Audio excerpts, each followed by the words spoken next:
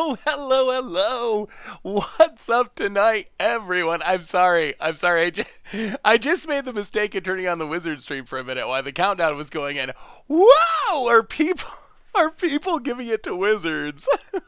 I mean, deservedly, I guess, but it is pretty over the top. People are just freaking out. All right, we're not gonna watch the stream, but I will.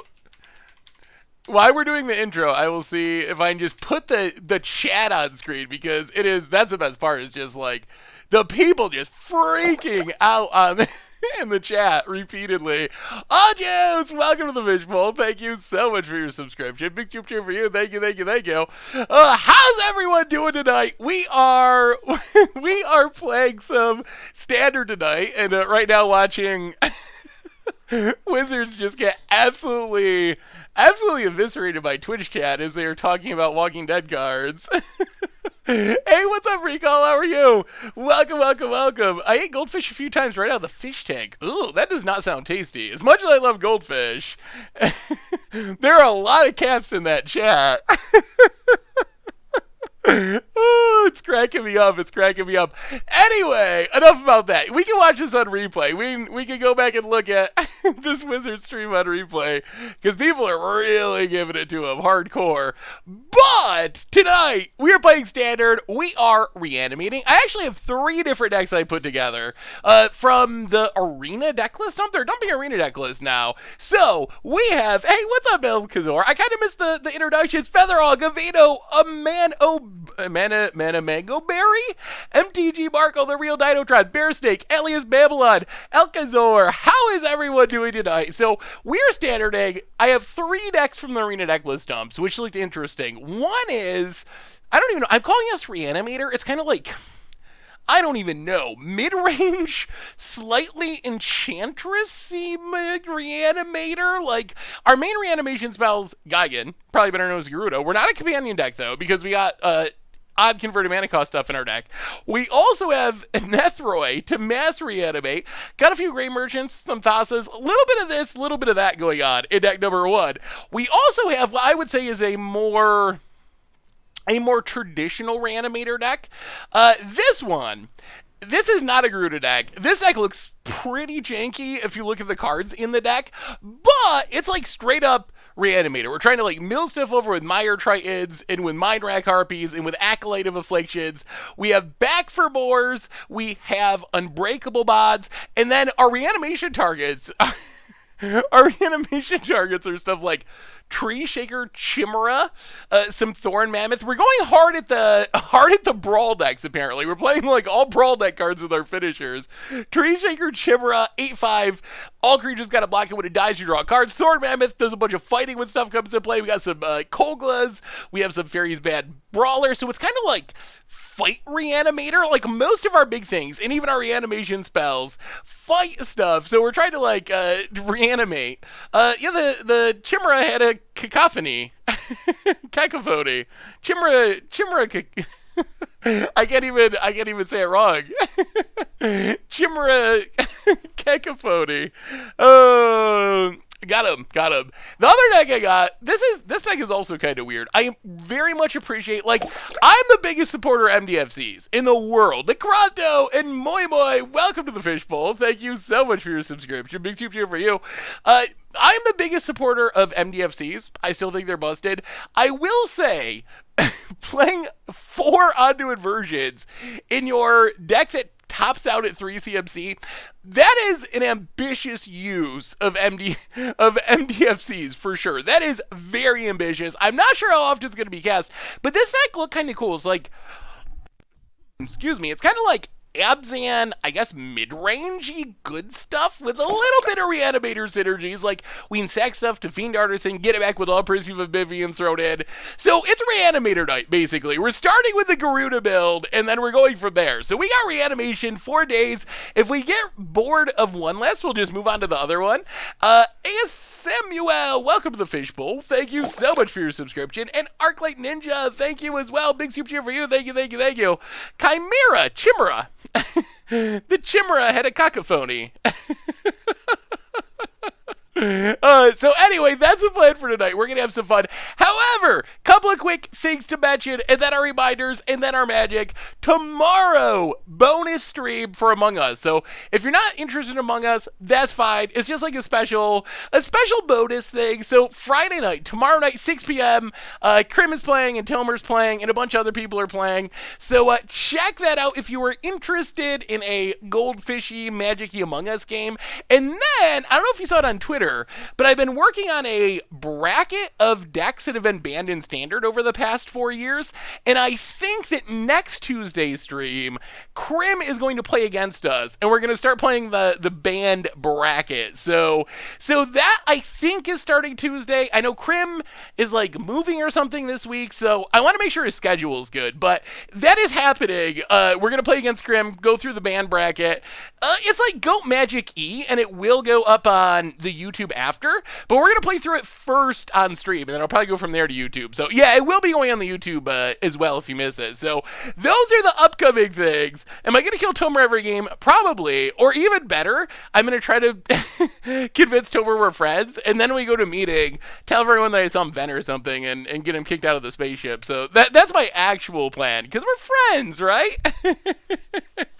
Anyway, other reminders. Replay YouTube. That's where you'd find old streams, including this one in the future. Normal YouTube. We had, oh boy, kind of a rough time on Against Odds yesterday. Playing some Confounding Conundrum. Confounding Conundrum is a lot harder to build around than I imagined. It is really hard to make your opponent have 2 lands come into play each turn. Thank you, Pokemaster. But we did do some cool things-ish eventually. So that's for yesterday's Against Odds. There was some rough draft action going up today. There is tomorrow Commander Clash, of course, on Goldfish Commander. Much Brew in Modern tomorrow. Maybe doing some landfalling. So keep an eye out for that on the YouTube. A reminder that our sponsor tonight, I believe you could donate on mobile. I'm pretty sure you can. Yeah, I'm sure you can. Our sponsor tonight is Card Kingdom, and if you need some magical cards, you can get them over at cardkingdom.com. Even get a free Scoop Soldier sticker. Just let them know you want one in your order notes. Yeah, I feel like... So the reason the matchup against Vince didn't make the video, and I still think I might just, oh man, why is the green screen being funky?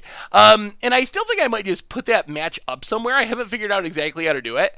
But the sweet thing about it is... the reason it wasn't in the video is I didn't actually play that build of the deck in the video. If you look at the video Vince posted, our deck list wasn't the same. I worked on like 5 different builds, something like that, of the Confounding Conundrum deck, because it was a tough one. So I did a lot of work on it. So that's why it wasn't in the actual video, but I still want to put up my side of the match. Restive Nebula, welcome to the Fishbowl. Thank you so much for your subscription. Big super cheer for you. Do we do giveaways? We do giveaways sometime. No giveaways tonight, but yeah, on occasion there are giveaways. Otherwise, the Discord is new and improved. The merch page has token, t-shirts, playbets, good way to support the stream and the channel and the site. Donations, always appreciated, never required. $2 or more gets your message read on stream. So those are reminders. Oh man, I've been scraping for mythics. I'm to the point where I've bought so many packs of Zendikar Rising, I'm getting gems for the rares, but I still have mythics to go. But I'm getting close. I'm getting close to finally all the mythics. AGK Bar, 1 year sub anniversary. Welcome back to the Fishbowl. Thank you so much for your subscription. Big super cheer for you. Thank you. Expect some pay for gifts in the mail. Ooh, well, thank you. I'll get them right out.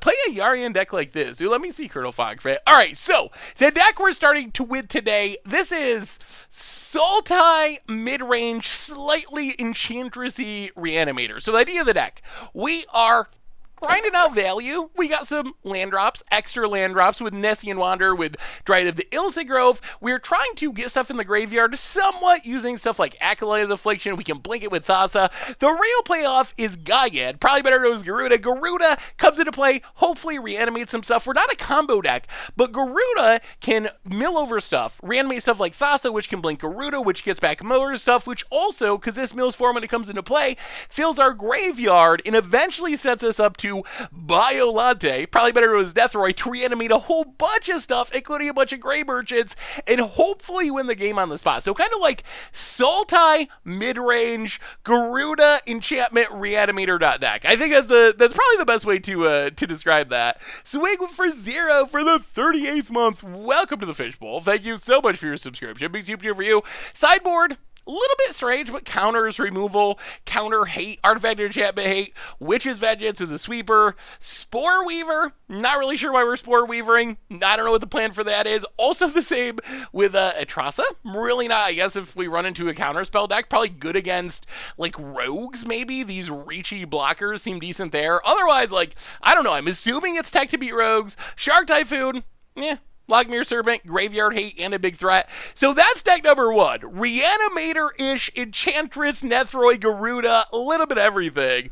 Yeah, I mean, Arasta seems like a card that could be decent. I think it really depends on the meta.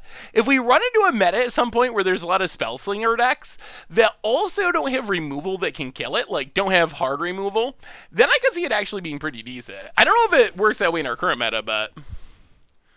Oh, the chat for the Wizard stream is... I don't know if I've ever seen an Angry Magic chat, honestly. I haven't seen it yet, so I haven't heard what Wizards is saying. So I don't know if, like...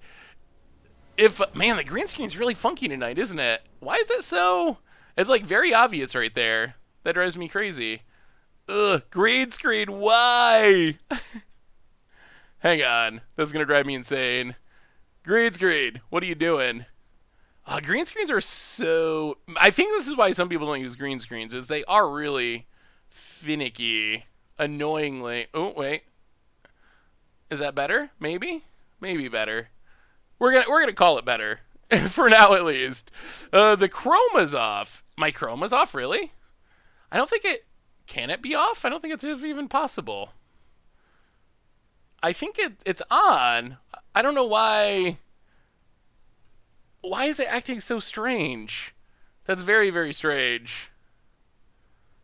Oh, off as in not matched? Ugh. But it's the same as it was last stream. Why? Why is it different today? I don't get it. Oh, it is messed up though, isn't it? All right, well, we'll figure it out. We get to play first. Our opponent's probably getting angry over there. The stream was like, we will make even more crossovers with mass distribution. Pay us. That does sound a little bit like something Watsy would say.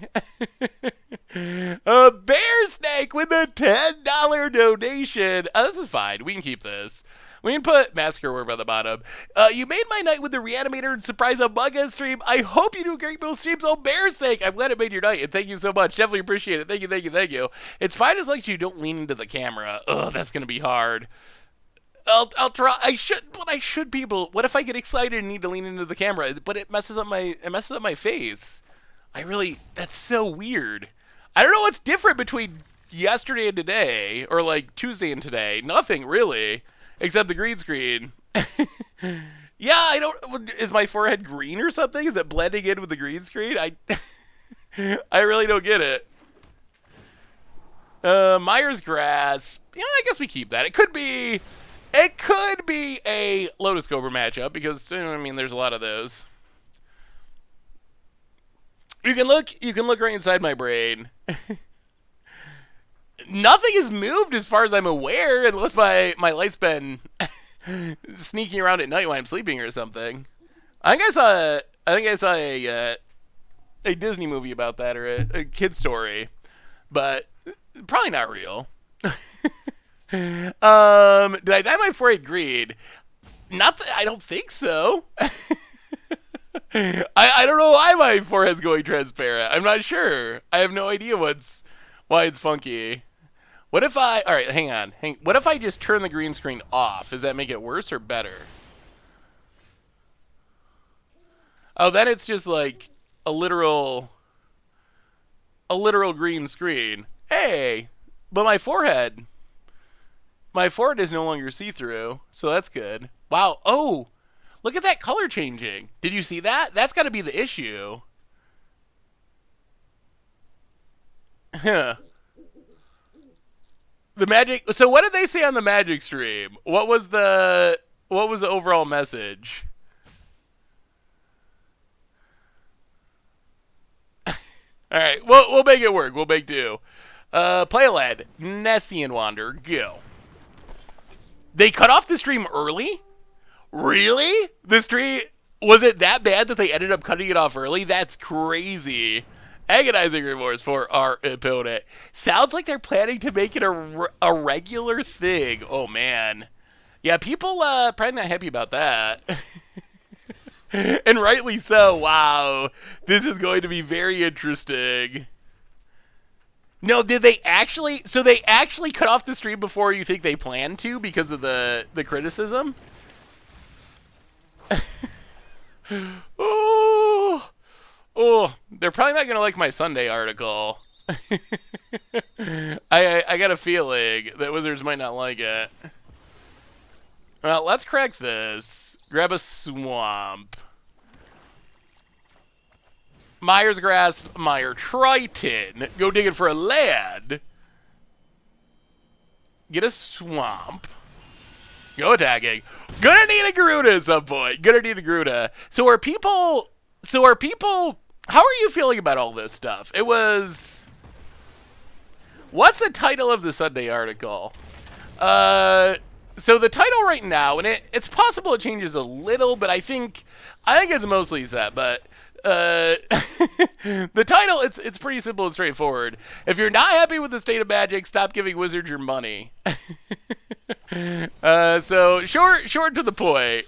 Yeah, there are Garudas in this deck.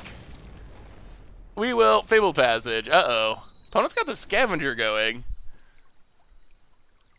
I mean, I think that's so I think the thing is, we complain about everything. Like, it struck me. I was, like, sitting here complaining about, or being upset about, stuff like the Walking Dead Secret Lair drop. And I'm writing this article. And as I'm writing the article, I'm thinking, wait, I'm, like, sitting here waiting for my delivery of Zendikar Rising Collector's boosters. I'm planning a Commander Clash that's gonna use the... that's gonna use the Walking Dead commanders from the Secret Lair drop. Like, what's the point? What's the point in all the complaining if if I'm just gonna keep giving Wizards, because Wizards, I don't think Wizards cares. That's the thing. Like, do angry tweets and snarky YouTube videos and Reddit posts, like, does that actually matter to Wizards?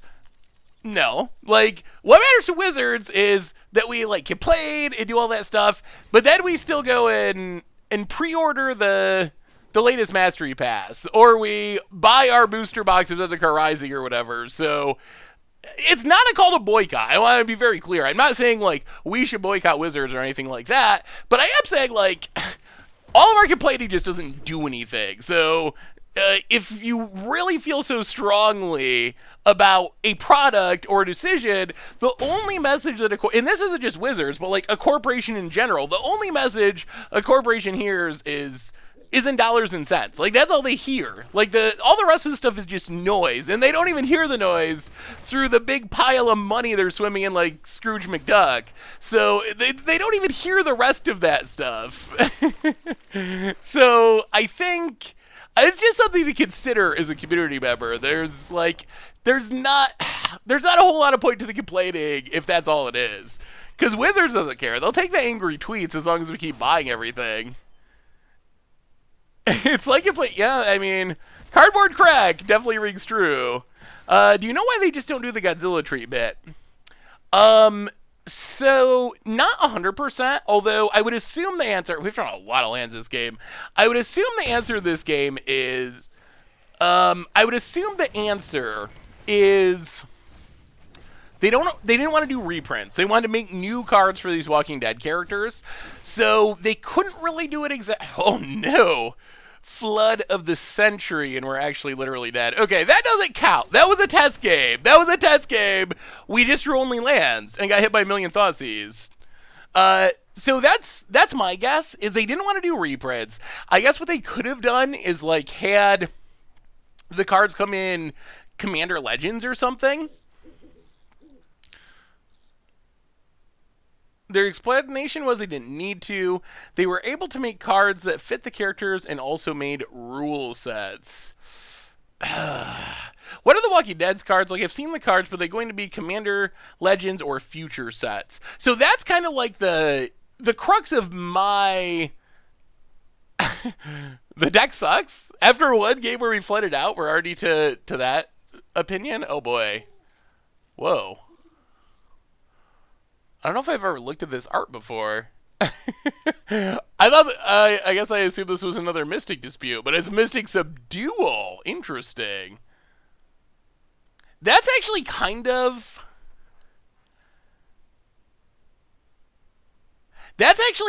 an interesting removal spell. Huh. I always think that blue just cannot. I always think that blue cannot deal with stuff like Lotus Cobra and stuff like Obnath. But Mystic Subdual kind of does, and it even does it instant speed. Like, it completely shuts down Lotus Cobra. It shuts down, for the most part, Omnath. Why have I never paid attention to this card before? This actually seems like the blue removal spell that I wanted for standard. I don't know why. I don't know why I haven't paid attention. Yeah, we're gonna run out of sideboarding time here. All right, so we're playing a Rakdos Graveyard deck. We definitely don't need Confounding Conundrum. Our sideboard is a little questionable. Let's bring in Lockmere Serpent.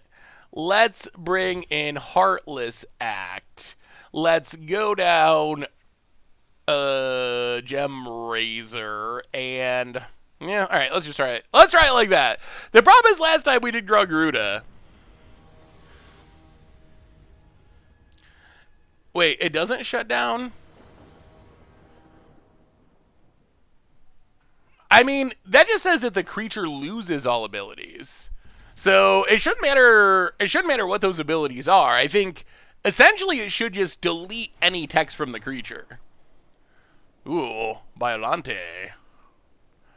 Yeah, it's probably early for that. To the bottom. It's not a new light bulb. Everything's the same. I really don't know why it look. Ooh, all right. There's Geigen. That is the Garuda we've been waiting for. I don't know why it all of a sudden looks weird today. I haven't been able to figure it out, but hopefully it's all right. No, nothing's changed. Not that I'm aware of, at least. I think everything is exactly the same. Well, play the Dryad. Play the land. Are the Walking Dead cards going to be on Moto? They are. Similar to past Secret Lair drops. If you buy the Secret Lair, you will get a Moto code to get it on there as well. Ugh. No. Whenever we get close to reanimating, our opponent has agonizing remorse.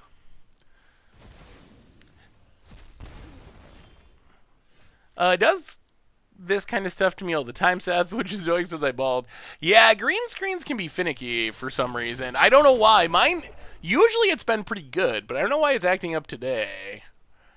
Green. Yeah, we'll just get black, I guess. Get the land, play the land, go attacking. This is a really awkward-looking Gray Merchant.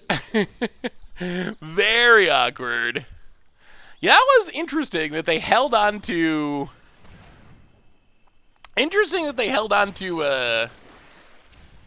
their discard until we were ready to do good things. Yeah, let's just crack this. Then the deck. The Bills are looking good so far, that's for sure. I mean, it is smart to wait as long as you can. Like, if you don't think our deck's doing anything... Ooh. Also unfortunate that it exiles. If you don't think our deck's doing anything relevant... you might as well hold on to it. Well, Acolyte of Affliction. Mill us something good, like 2 lands. Well, Scry land. At least we got the lands out of the way. That Alright, sure. Go to combat. Attack. Opponent blocks. Drops to 17. We draw a card. Pass the turn. If this gets hit by discard, I swear. Hey, what's up, Adiri? How are you? I bet you the green background from Arena's reflecting off of it. Ooh. I hadn't considered that. I guess that's not possible.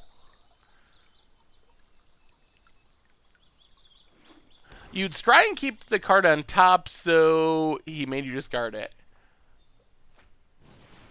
Alright, Liliana. That's fine. This might actually be good for us. Care to volunteer? So we'll discard the Gray Merchant. Opponent discards a land. Ooh, Lockmere Serpent too. Well, I think it is a mutate time. Mutate on Dryad. Over. Solemn Gray Merchant. Drainia. Ramp. That was good. That was a good turn. Get a swap. Kill Liliana. Hit our opponent. That is the power of Deathroy. Is Standard still ravaged by Obnath? We'll see. I think the answer is yes, but our first match tonight's not Obnath, so we're off to a good start. Are you mourning for... I do miss Bugler Rat. And it's sweet, sweet bugle music. I'll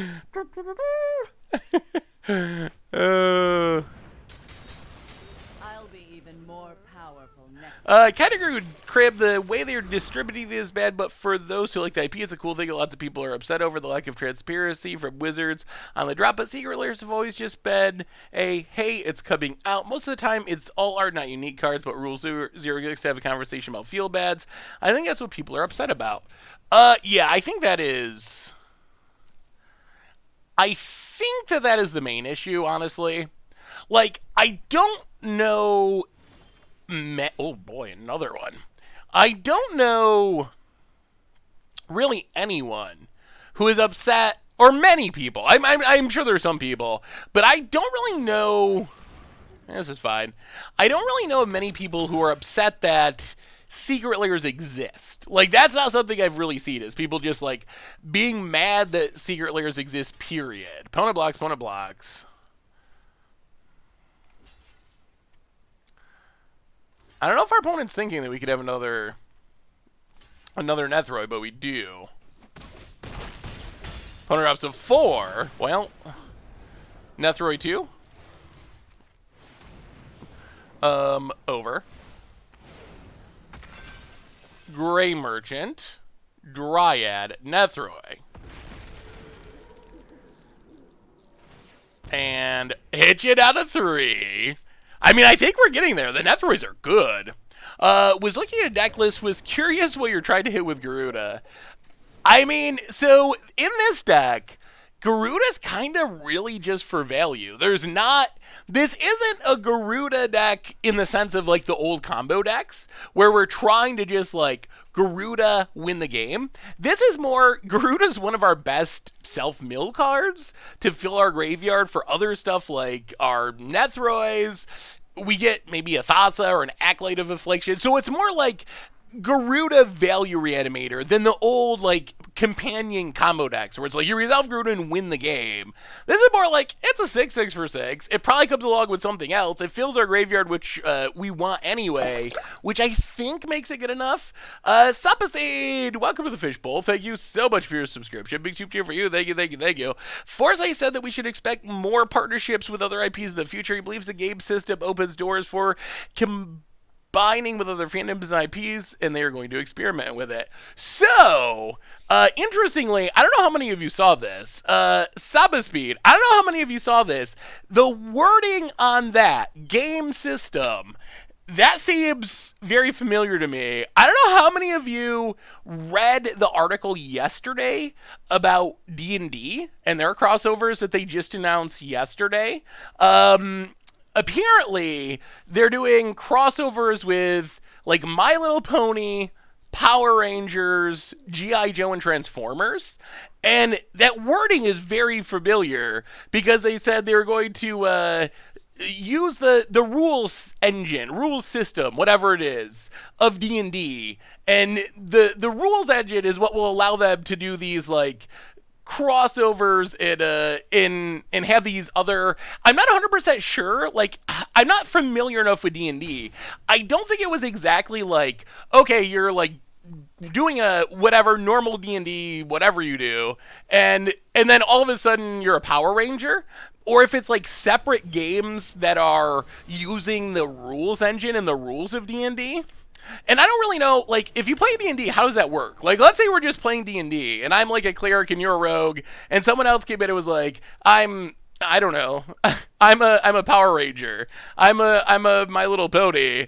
Like, would that work? Could someone be a Power Ranger, someone be G.I. Joe, someone be a My Little Pony, and someone be a cleric? But that wording was very, very similar to what Aaron apparently said. Like our rules engine or our game system allows us to do these crossovers with other games, which it kind of reminds me of the D&D thing. You could, but there would have to be some standardized rules to keep balance. Okay, so that makes sense. Hey, what's up, Kimberly? Hello, hello. Welcome, Heckmage. Yeah, we'll keep that because it triggers our Nessian Wanderers, and we do like triggering Nessian Wanderers. So they basically said they're doing more. Magic is two things: a game system and intellectual property. They're trying to peel the game system away from the IP. Ooh, scary time, scary time. So we should be expecting more of these then, for sure. I mean, hope for the best. Hope for the best. Have you seen Dual Caster Neoform combo? Yeah, we actually played. Hey, thank you for the deck tech link. Yeah, we played like a week ago on stream for the second part of our stream.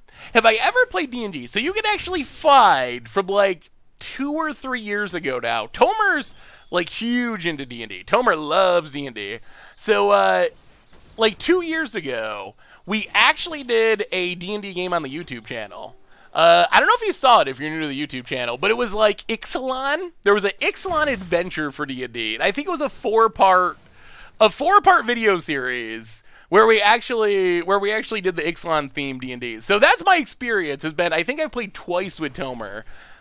I've never been super comfortable with it because I don't feel like I'm an actor. I'm not.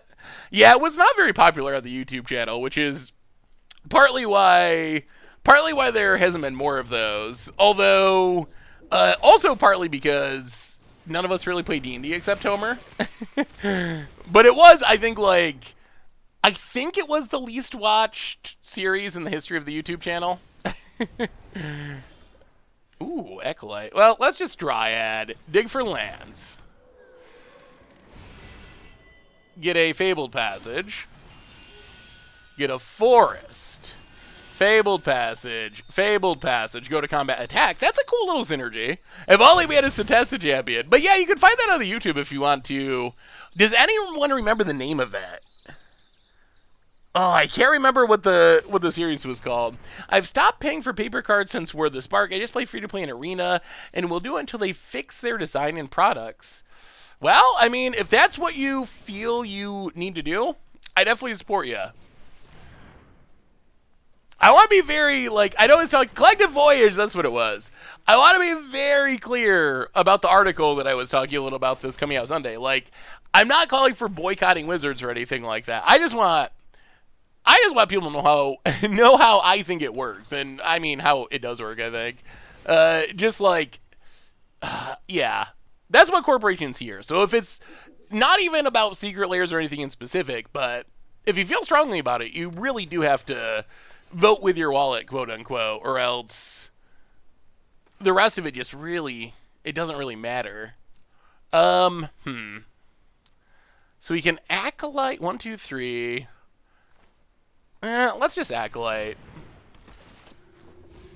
Ooh. Let's take Dryad. Play the Forest. No attacks. Next turn we can hopefully Thassa and Dryad and start things going. They said The Walking Dead is magic adjacent. Oh, Watsy. Watsy. Magic adjacent, eh? Interesting. That's an interesting way of putting that. Well, we will Dryad. Dig for a land for Thassa. Trigger, trigger. Get a Fabled Passage. Get a Pathway. Play Fabled Passage. Crack Fabled Passage. Get a Swamp. Thassa. Trigger. Trigger. These Nazian Wanderers doing work. Get a Swamp. We're going to get all the lands out of our deck here at some point. Get a Forest. Play the Pathway. Do we actually have white cards? Let's put it on white just in case. On white. No attacks. Blank Acolyte. I mean, I like the grindy value of this deck. The grindy value is sweet. Yeah, I guess it's Massacre time. Get a Massacre Worm. Pass the turn. I mean, if Walking Dead is magic as they said, couldn't you say that about anything? Wow, so I wonder what's next. So the most obvious... Ooh, Game of Thrones with Kaldheim. I hope if Wizards does this, and personally I would prefer they don't do it, but I hope if Wizards does this, I really, really, really hope that at some point they do it with some... like relevant IPs from that are still popular. I think that would be interesting. Oh, wow. Oh, Harry Potter. Oh, that would be interesting. There would be. I think that would be very controversial, but it would line up with. It would line up with Strixhaim to some extent. Alright, keep going. Keep digging. Take a Solemn for now. I like this Thassa Acolyte synergy. Being able to do that every turn is pretty good. So is Magic turning into just like another like Hasbro franchise that's more about licensing out its name than anything else? Opponent getting in. We will discard Gray Merchant.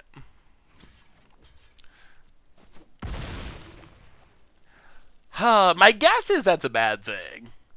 I hope I'm wrong, and it's a good thing, but you'll know for sure when Marrow resigns. Yeah, I wonder if that's... I have to imagine that the long-time employees there, the old-timers, I have to imagine that a lot of this is not going over super well with them. I mean, maybe I'm wrong and they're fine with it, but that's what I kind of guess is... I would assume that there's got to be people internally that are pushing back. Yeah,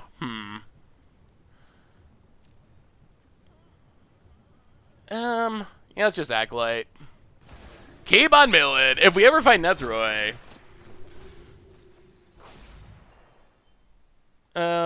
get back a Gray Merchant number 2.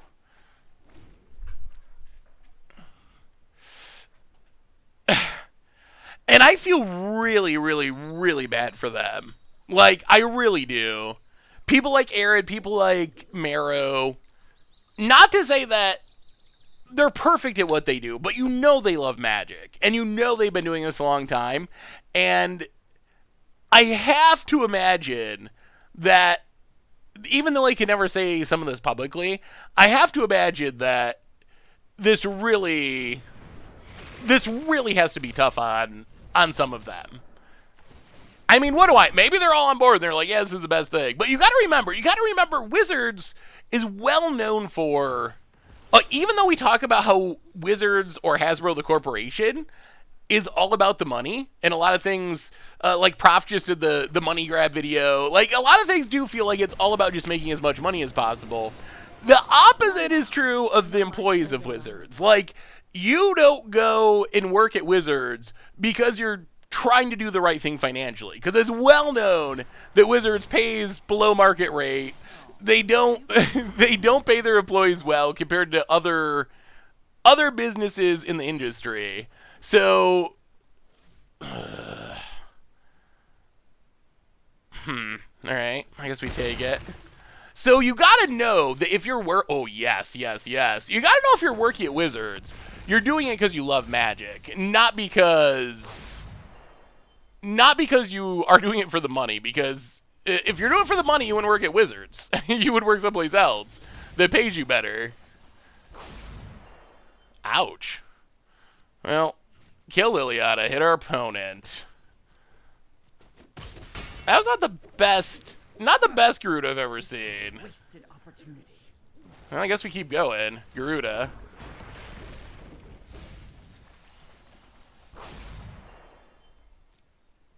Acolyte.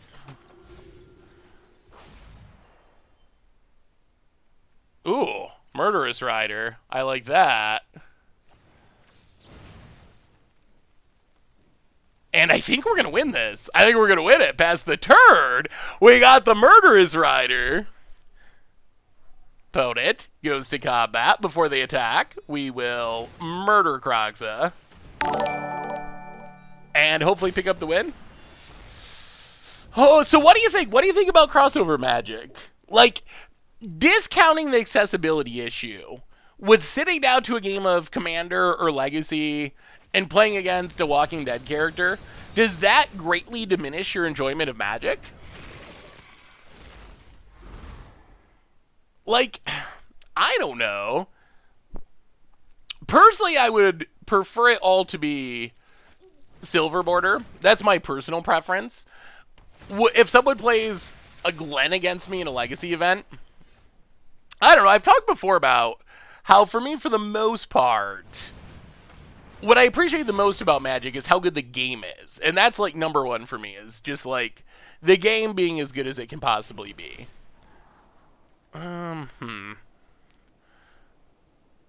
Okay.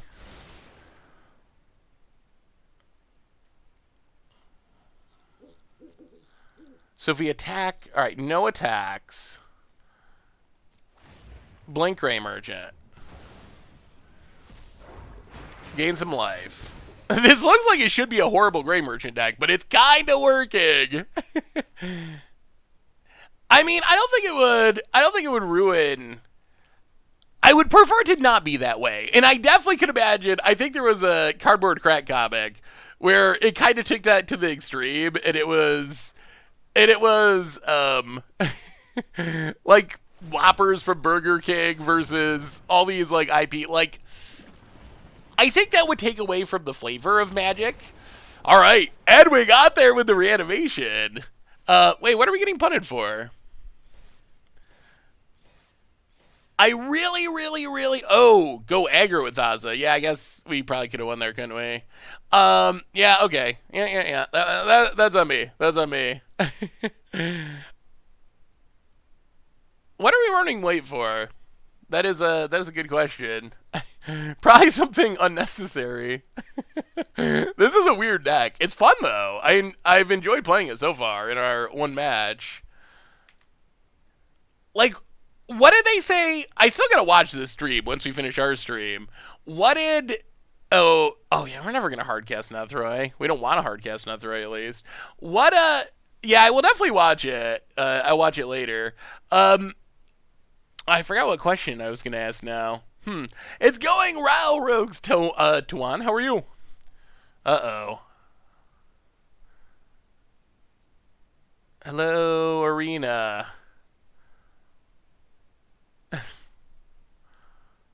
Oh, waiting for the server. Okay, we got there. We survived. Whew.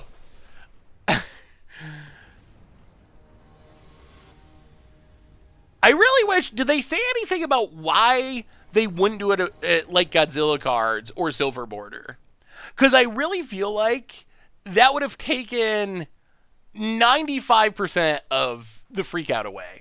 Like, if they had done either of those things...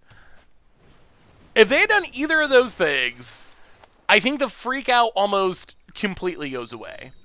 Would some people still be like, intellectual property, so... Yeah. Intellectual property. I'm sure there would still be a few people that would just be, like, against it no matter what. Because we're Magic players. We do love to complain about things. So I'm sure there'd be some people who complain regardless. But I do think like 99% of the legitimate criticism would go away with that one change, either of those changes. Forsyth said this was the first time they tried external IPs in Black Border. He said that Silver Border is typically reserved for cards that cannot be done within the Magic rules, while Walking Dead cards fit perfectly within the rules. Is that true? Silver Border is typically reserved for cards that don't fit within the rules. Huh. I honestly don't know if I think that's true or not. I guess I'd have to think about it more.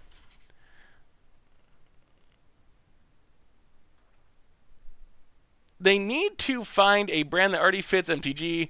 Lord of the Rings would be a good choice. So let's say we are going down this pathway. What would actually be a good crossover? What would actually make sense? Because I know I said Walking Dead is apparently Magic adjacent because they have zombies in it, that seems like a stretch to me. What really is Magic adjacent? I mean, we already got a D&D crossover set coming, which I think that's another interesting question. Are you feeling better or worse about the D&D set now that we know we're going into this crossover extravaganza here? South Park? I don't know. That might be a little. I mean, I don't know. I guess some of the characters from the Walking Dead thing are not super positive characters. So maybe I was gonna say South Park is probably too extreme, but maybe it's actually not. Maybe that'd be fine. Path to Exiles, that would be sick. Duel Masters. Dark Souls or Monster Hunter. Cartman the Planeswalker. Oh, no. I mean, I even kind of like South Park a little bit, or at least I haven't watched it in a long time. But I did like South Park at one point, and I don't think I want a Cartman Planeswalker in the game. Like, I don't want to sit down in my Legacy tournament and play my Jace and my opponent be like, oh, well, Cartman, kill it. Or whatever. That is probably good. And I think, so what do you think about this argument? Has anyone actually seen an explicit promise from Wizards about not doing this, essentially? Because I had someone email me about it, and they said, the email was essentially, well, Wizards said that they wouldn't do exclusive promo cards, and now they're doing them. So isn't this a argument to use against the reserve list? Like, if they could break this promise, then why do they have to hold to the reserve list promise? Why does that even count? And I thought that was interesting, although I haven't been able to find an explicit promise anywhere where Wizards was like, we promise not to do this. I saw some stuff where it was like, well, we used to do this and we don't do it anymore, or we used to do it and we decided not to do it, things like that. But I haven't seen explicitly like, we promise not to do this. That's not something that wow, we're going to get wrecked by this. Counter, Zarasan, gotcha. Yeah.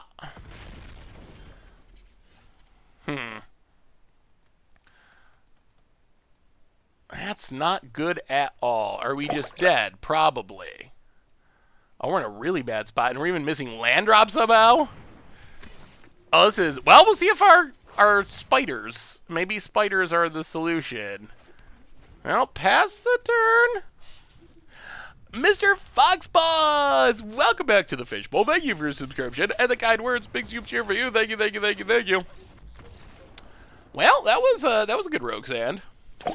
Commander Me! Welcome to the Fishbowl. Thank you so much for your subscription. Big soup cheer for you. Thank you. Alright, well, it's spider time. We'll see. Do the spiders actually save us? Spiders, anti-counter spell stuff.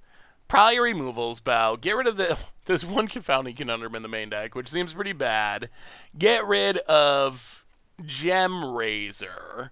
Get rid of... What else do we get rid of? Gotta cut something. Maybe the Ashiok. Cut the Ashiok. Go down one Acolyte. Go down one Garuda. And Murderous Rider. Try it like that. I'm really afraid they are doing a Lord of the Rings crossover and just printing better version of Soul Ring. I mean, that is definitely a concern. That concern mostly goes away if we're not doing exclusive unique new cards. If we're not doing unique new cards, then that concern goes away for the most part, I think. On the other hand, yeah, that is one of my concerns with these unique cards. Is it very much things seem about short-term profits, and printing a new Soul Ring in one of these exclusive products, so many people are going to have to buy it. Or a legacy staple, a new, I don't know, Force of Will. Like, that would make so much money, and Wizards likes, or Hasbro, I think, really, likes Wizards making as much money as possible. So it doesn't seem like a stretch, especially combined with how powerful cards have been lately and how push cards have been.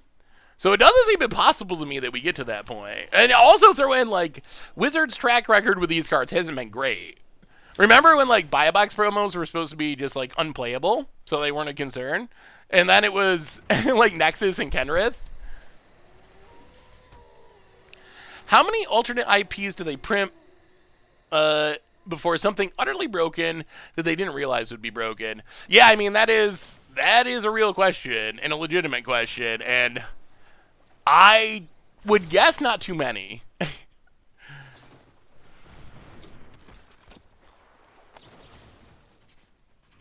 Alright, kill that. None of those shenanigans. Get that lord out of here. Pass the turd. The joke is saying that they didn't realize it was broken. Watsy. Did they actually say we are absolutely making more of these? Wow. I mean, the feedback from the community has been super... I can't remember a freak out as big as this one, honestly. Can you think of something that was to this extent?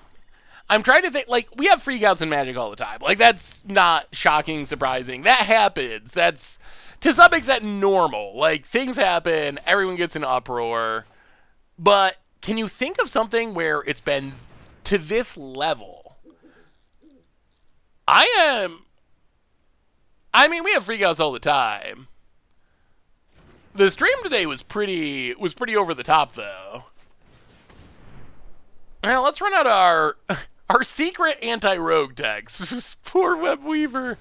No! Alright, so opponent answers our secret anti-rogue tech. I'm gonna hit you. Pass the turn.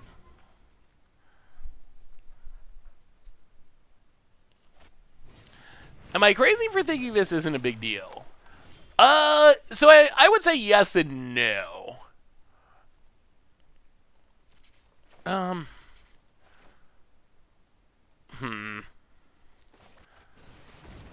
Thassa, do you still have more counters? Alright.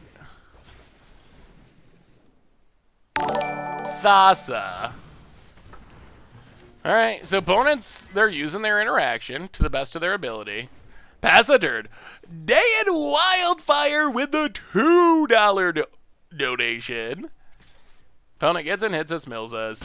Hey, Seth, I'm now working a second job at LGS. Can you give a shout out to Dragon's Creep in Lehigh, Utah? Also, did you get my email with the list? Oh, well, that's awesome. That's super cool, Doug. And yeah, definitely shout out to Dragon's Keep in Lehigh, Utah. And yes, I did get the deck list email. I haven't looked at the decks in depth, but I did get it, Doug. So thank you for that. So is it a big deal to print Walking Dead cards? I would say no. Is it a big deal that they're Walking Dead cards in black border? I would say somewhat. I don't know if big deal would be correct, but I think that I think it is a deal that these are black border cards. Is it a big deal that Wizards is printing cards that you can't get anywhere else in a time-limited secret lair drop, that I would say yes. Like, to me, that's the big deal. That's the part that is, to me, a really big deal, and I think the most problematic part of it. So yeah, I think that's where I stand on those issues. Walking Dead cards, whatever. I don't care about Walking Dead, but sure, do what you got to do. Some people like them. That's great. Walking Dead cards in Black Border, I would prefer them to be like Godzilla promos, or to be like...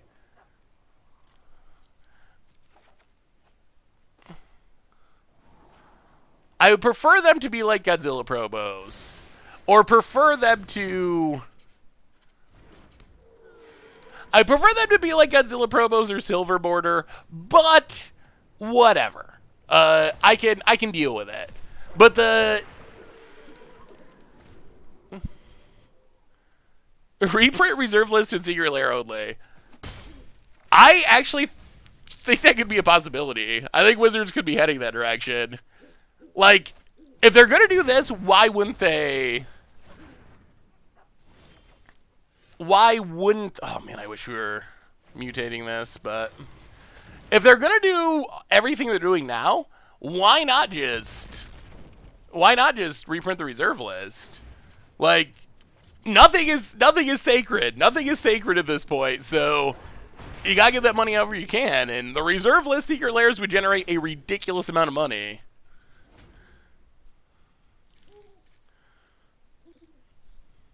My opinion is it's bad, but the reaction is the cumulative effect. After years of mistakes, people don't trust Wizards anymore. I think that's a reasonable point too. Like, they did dump this information on the same day that they released an extremely unpopular BNR announcement.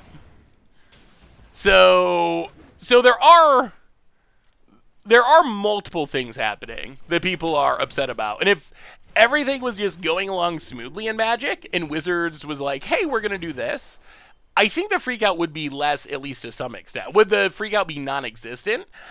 Maybe not non-existent. I think there would still be a freakout. But I do think to some extent, it is accumulation of killing organized play, having 20 bannings in Standard in the last 4 years and 10 in the last year, whatever, messing up Modern with Hagen, like, so many things. Arena bugs, double wild cards in Historic on Arena. The list is super, super long of things that people are frustrated with. So I do think that it is, to some extent, also that frustration just boiling over for players. Rightly or wrongly, I do think that at least plays into it. All right, pass the turn. We can get the worm next turn when we mutate this Biolante. I mean, our opponent is also kind of helping us by filling our graveyard, which is sweet.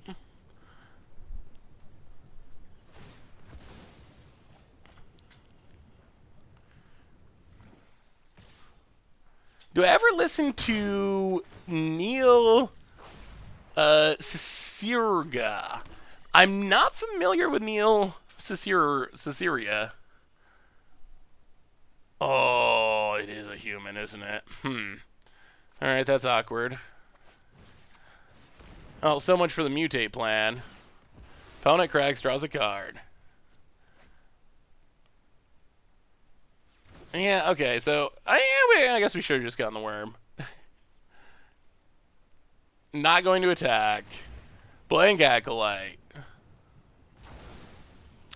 Get a non-human.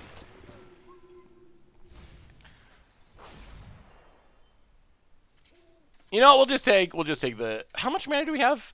1, 2, 3, 4, 5, 6, 7, 8. Alright, we'll just take the worm. We'll take the worm, that's fine. We'll warm it up. Pass the turn. Tonight's pizza, olive oil base, more of a flatbread, acetia, mozzarella, bacon, chicken, steel, wheat, heirloom, tomato, spinach, arugula. Ooh, that sounds interesting, Tanos. I almost said good, but that's a lot of stuff going on. Maybe too much stuff going on, but that does sound like it could be pretty good. Opponent runs out, borrower. Watch us end with us getting milled out. That would be depressing. Oh my god. Wait, is this on our turn? Oh my.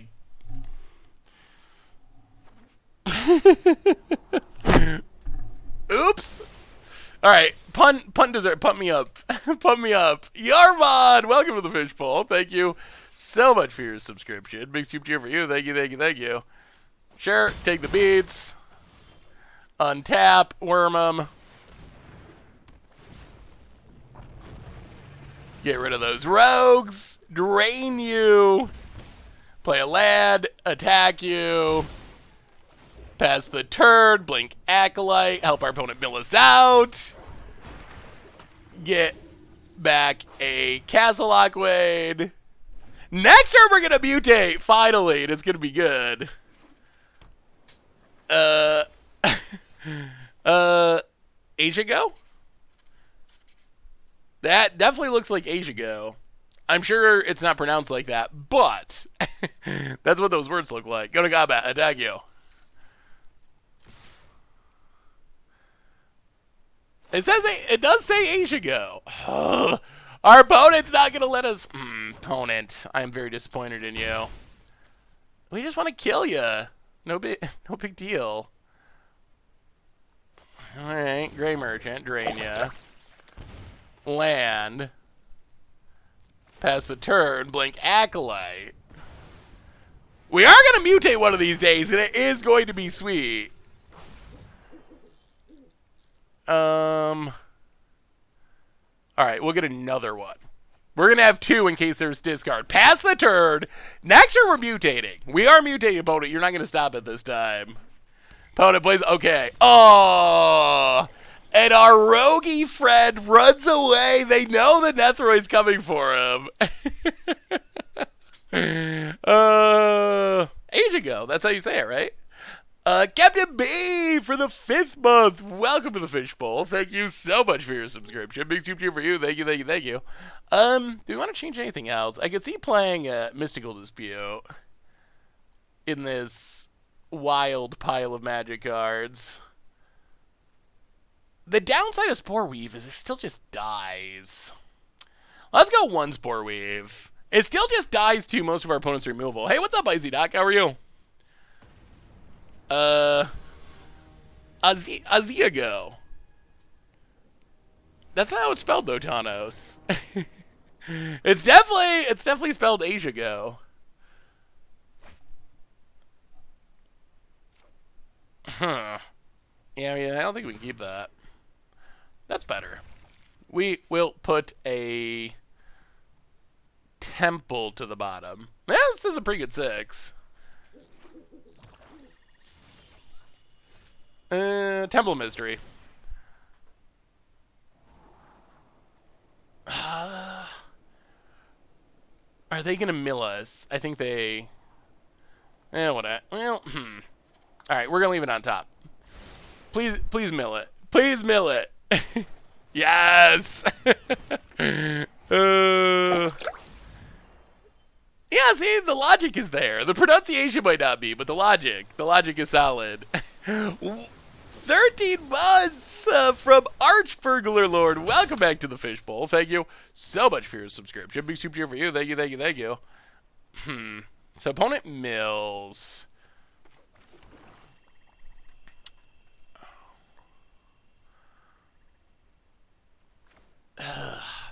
Yeah, play the land Destiny Spinner. Go. Well, let me see, Thingen. Opponent scries to the bottom. The rock? That look... Alright, so opponent does have removal. The rock looks solid. Gets and hits us. Mills a card.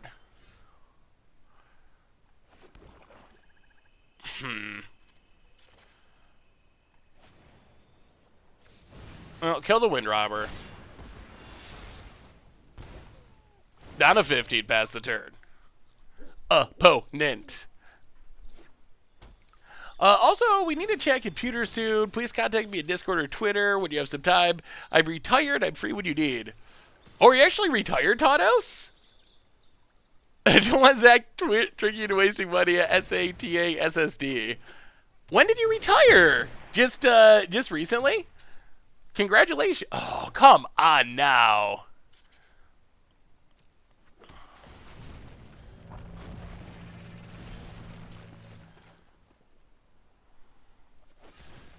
Well, I think we just got janked out, unfortunately. Man. Oh, what a brutal way to lose. I mean, I guess that's why you play... Oh, I'm sorry, Tanos. That's less exciting.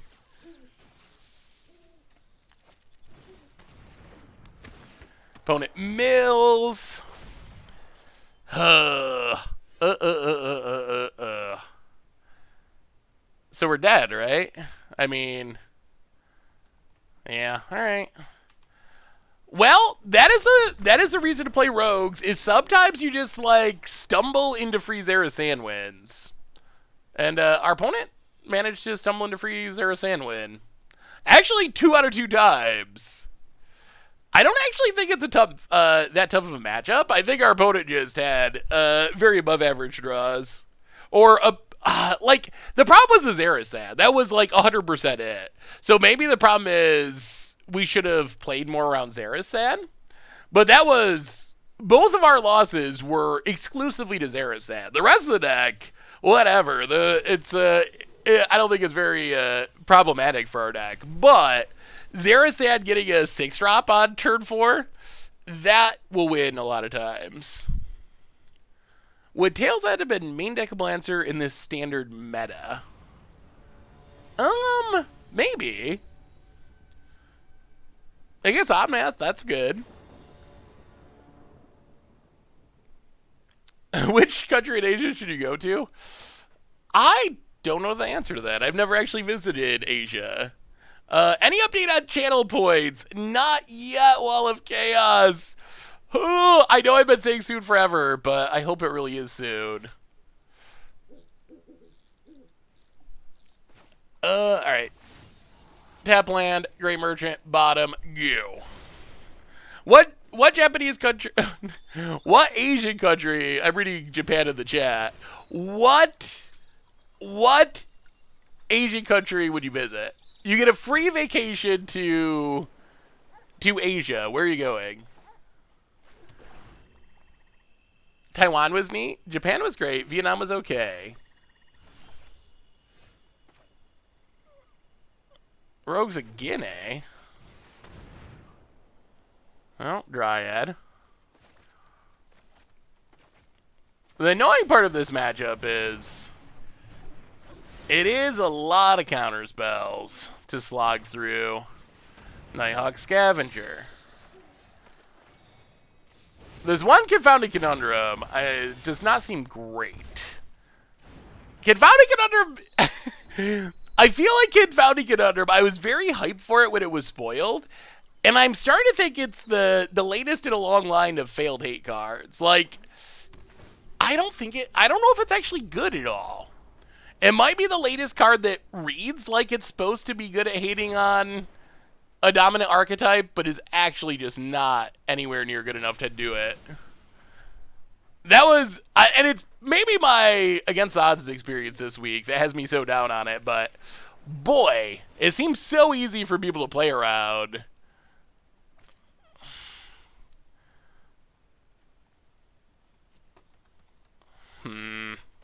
Got our land drops. Confounding Conundrum. Draw a non-land. Well, now we get Zerasad. Hey, what's up, Ellerfan? How are you? Opponent mills. Tap. Zerasads. Is Archon of Emeria any good? I think it'd be good in the right style of deck. Some sort of like Taxes deck, or in a meta with a bunch of haste stuff going on. So I think in the right meta, or in the right deck, it can be good. Opponent gets in, grows their dorks, hits us. Well, we draw land. Unfortunately, it doesn't do a whole lot this turn. Well, we will pass the turn. Well, Murderous Rider the Thought Thief. Attempt to. Opponent has more counters. It's a build around hate card. It's not actually like it's not actually easy or even hardly, I would say, close to possible to build around. Like that's the thing. I mean, I guess like how do you actually build around it? I haven't been able to really find a way. Does the opponent have counter number 40? Have we run them out? Confounding conundrum.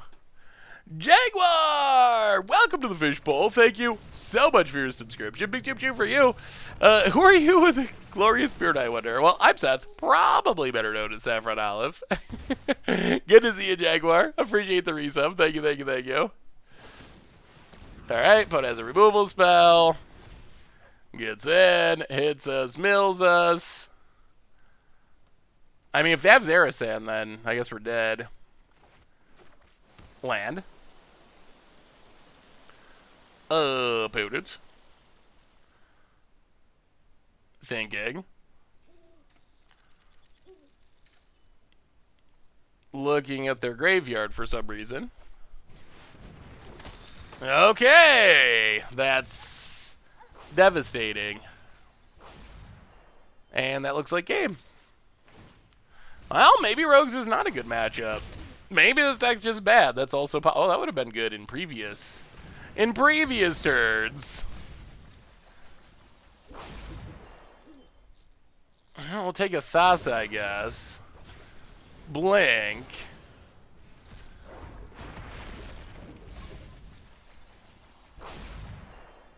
Take. Ooh. Ooh, what do we take? I guess Rankle? Yeah, take Rankle. Alright, that was a good turn. That was some good grooting. Does our opponent top deck us? We are dead to a removal spell. Opponent. Attacks with everything. Mills. Well, we block and block. Drop to 4. Untap. Myers Grasp. Kill it.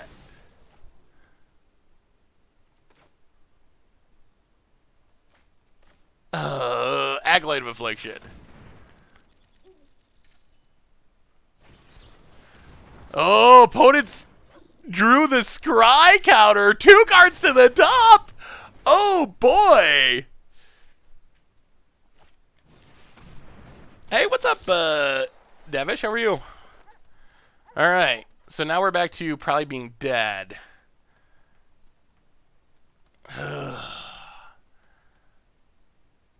Yeah, we're going to go for it. Geigen.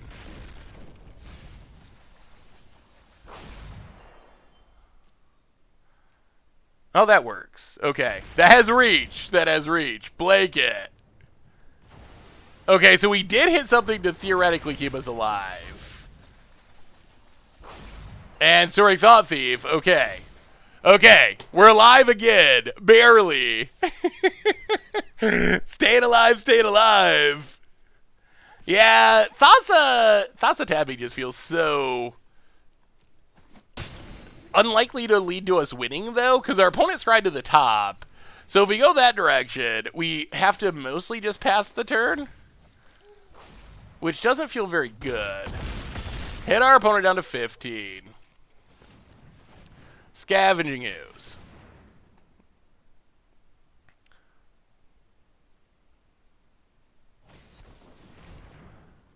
We'll pay for the disruption.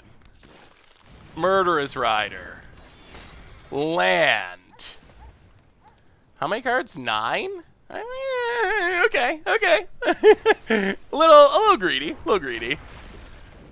We had to play the Geigen to build this cry, though.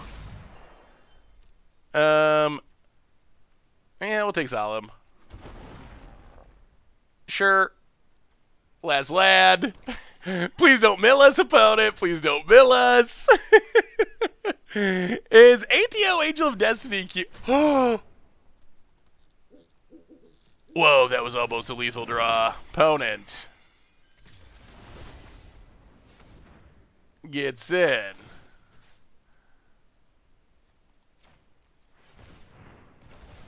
We go up to 5. Down to 2. We should be able to win on the backs. Wow, that was so close. Yeah. Down to 1. And yeah, thankfully we have just enough cards. I think we just win on the backswing though, so we should be okay. This looks lethal to me. 6, 10, like this is very 12. This is very lethal. Opponent counting up the damage, seeing their life flash before their eyes. Well, go to combat.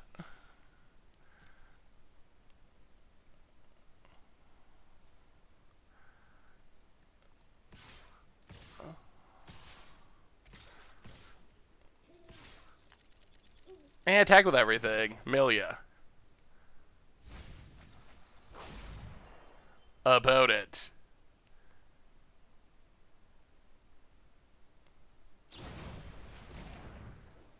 Draws Brazen Borrower. Well, okay. Grow the Ooze.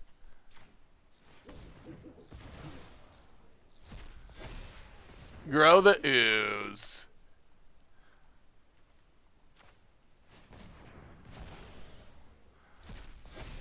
Grow the Ooze. I guess maybe we should eat our graveyard out of... Well, it might be better to eat our graveyard because it's Arisad, but... Pump the Ooze. Hit our opponent. To 2. Myers Grass Sprankle. Blink. Soaring Thought Thief. Just in case we need to block a Rankle off the top. This has been a ridiculous game. We're down to 2 cards in our deck. This has been insane. Opponent. Fiend Artisan, it's not in this deck, but it is in one of the decks that we might play tonight. It's janky, but it's kind of working. We didn't have enough green mana. Ooze requires... Oh.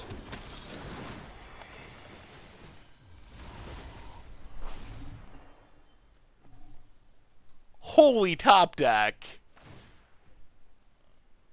Wow! Wow! Oh, boy. All right. So we've run into some good top decks. That is certain. There's no doubt about that. Oh, jeez. I mean, none of it matters because we get milled out. So the damage isn't the relevant part. The relevant part is our opponent milling the rest of our deck with Thieves Guild Enforcer. Hey, what's up, Sally? Al, how are you? I mean, it's Sultai, really, but there's whoever built it apparently wanted the ability to cast Nethroi, which I guess is fine. Although I don't know about the Scrylands, honestly. All right, go down a couple Nezian Wanderers. Go down 1 Gray Merchant. That was a really close game. At least it was a really close game. It was a frustrating way for the game to end, for sure. But it was close and interesting. So I guess that counts for something. Oh, that was brutal, though. That was super brutal. The Booty Snake handed out gift subs to Distaxa. My hands are blank. My hands are blank, except Big Ben Bowles and Phantom Wolf, welcome to the Fishbowl. Thank you so much for your subscription. Big super cheer for you. Thank you. Better than 4-color Omnath? Well, I don't think anything's better than 4-color Omnath. We'll see. There's tournaments coming up. We'll find out. Maybe it's better than we think.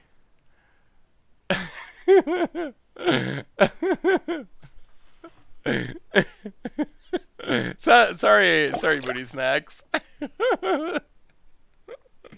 Booty Snake. We'll keep Heartless Act, I think. Pass the turn. Oh, less frustrating to lose. Yeah, I mean, it was an interesting game. Do you think that Snow will return in Modern Horizons 2? If so, do you think Scry Sheets will be reprinted or possibly Kaldheim? I think it's actually... Hey, what's up, Old Town Dad? I mean, it's janky. We're 1-1, though, so... what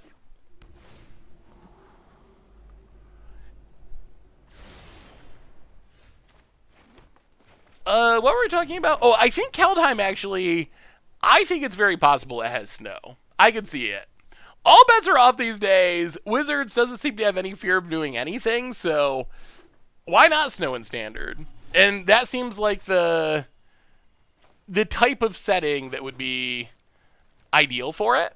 So, yeah, I could see snow in Standard, I think, with Kaldheim.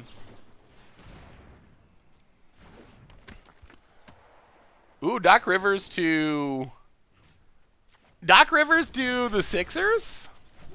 All right. I can deal with that. I was hoping for D'Antoni or whatever the Rockets. I might be pronouncing his name wrong, but that's who I was hoping for. But I think that that Rivers is also a good choice. Rivers has a long track record of being successful wherever he's gone. So, and I mean, I liked Brett too. I think the issue was, I think he was a good coach for developing the new players and going through the process, but I'm not sure if he's the coach to deal with a roster full of superstars. And if there's one thing Rivers is good at, it's dealing with rosters full of superstars. So hopefully it's a good choice. Just did, and within a minute, my day got better. Thanks for your content for the Goldfish crew and yourself. Well, thank you, Andy Critter. I'm glad it's helpful. All right. Desi Spitter Tribal, apparently. Witch's Vengeance's Sweet Tech. Maybe this is a bad matchup because we do have a lot of sideboard cards for it, so maybe that is why we have so many. Heard they're putting Black Lotus in the standard set. They'll do anything nowadays. I will say that with all the changes that have happened recently, I feel like the odds of the reserve list being broken in the near future are going up like week by week almost. So I think that is something that could actually happen. Not saying it's going to happen like now or anything, but I feel like the odds are ever increasing. Opponent passes. Oh, Myers Grasp. Thieves Guild Enforcer. Yeah, mana's definitely bad here. We haven't run any fetch lands or any fixing. Kill it. Pass the turn. We do have a lot of cards that we can't cast that we would like to cast. What are your opinions on Rogues and Omnath versus the rest of the meta? I mean, we'll see, but I think Omnath will prove to be tier 0 and need to be banned. Like, Omnath is just an absurd card. Just, like, outright absurd magic card.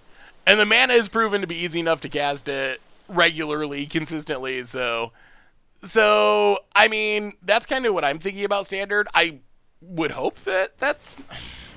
The Zaghanim's Awakening's been brutal.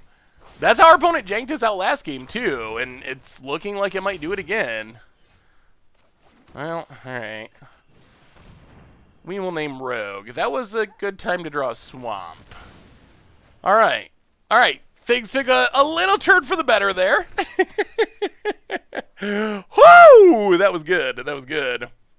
Next Masters set, Reserved Masters. Screw the reserve list, screw speculators. Every pack is a dual land. $50 a pack. Make checks payable to Hasbro. I mean, that doesn't seem impossible. You gotta get that money somehow. Get our eyelid. Gray Merchant. The Rex, welcome to the fishbowl. Thank you. Oh my goodness gracious, always with the answer this deck. Opponent gets to scry, anti-cognition, actually looking good because of the mill. Both cards to the bottom. Can we draw Garuda? Can we draw something? If they top deck something good. Alright, Wind Robber, that's a redraw. We draw nothing. Play Thassa. Play the land. Ugh. Hey, what's up, Elf? How are you? The ideal IP crossover, oh no, would be Fantasy Brandon Sanderson's Khmer universe. He loves magic, and he wrote a short story that first introduced Davriel. Ooh, I am not familiar with that at all, but that does sound interesting. Well, Gray Merchant. A sad Gray Merchant, but it is a Gray Merchant. Drain you. Blank Gray Merchant. Drain you. Opponent. Down to 10. Gets in. Hey, what's up, Elf? Mills us. Hits us. Mills us. We're getting close to dead. Down to 7. Mills us more.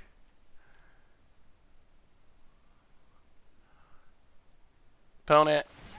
Sacks to draw a card. Pass. Oh, jeez. Not good timing for Thassa 2. Hit our opponent. Blink Gray Merchant.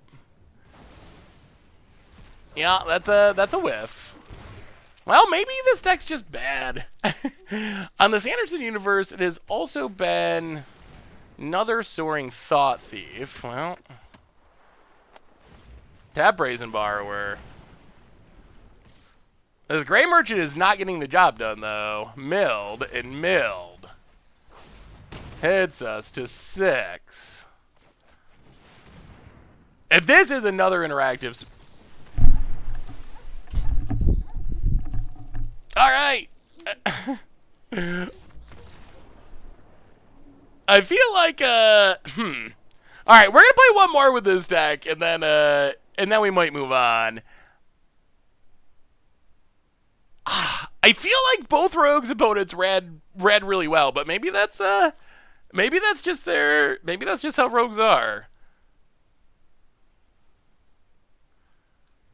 You gotta run the Baloth that can't be countered. I mean, we had can't be countered stuff that whole game. It was more just the timing of it that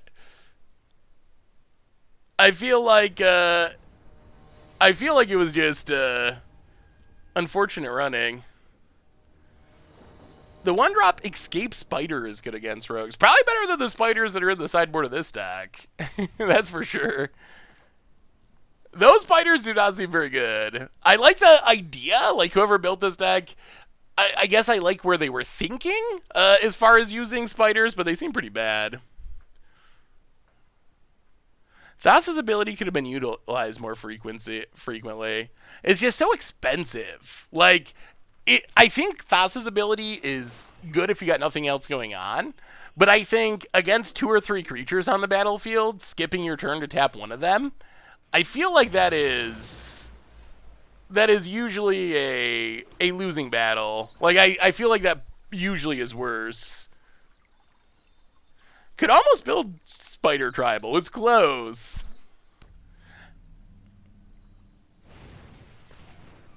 Alright, so opponent's playing Omnath Adventures by the looks. And we'll grab a... let's just grab a Swamp. Hopefully we can use the Dryads to fix the mana. Play the land, play Dryad. Temple. Scry. Gray Merchant. Definitely to the bottom. Pass the turn.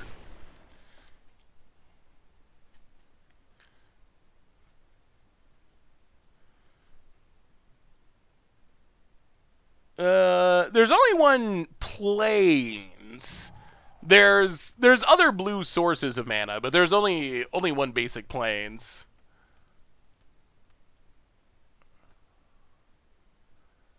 Yeah, the deck is in the exclamation point deck command. Opponent passes. Well, Playing Nezian Wander. This isn't great value, but we really want to hit our land. So Myers Grass the 1/1. Get a Fabled Passage. Play the Fabled Passage. Go to combat. Attack. Hit ya. Alright, we're getting close to where we would like big things. The story was called Children of the Nameless. Davriel originally from Innistrad. Sanderson officially teamed with Wizards to release the story because he loves the game. Uh-oh. That's a lucky clover. Okay. And... yeah, we don't have a way to kill that, I don't think. Brazen Borrower bounce our board.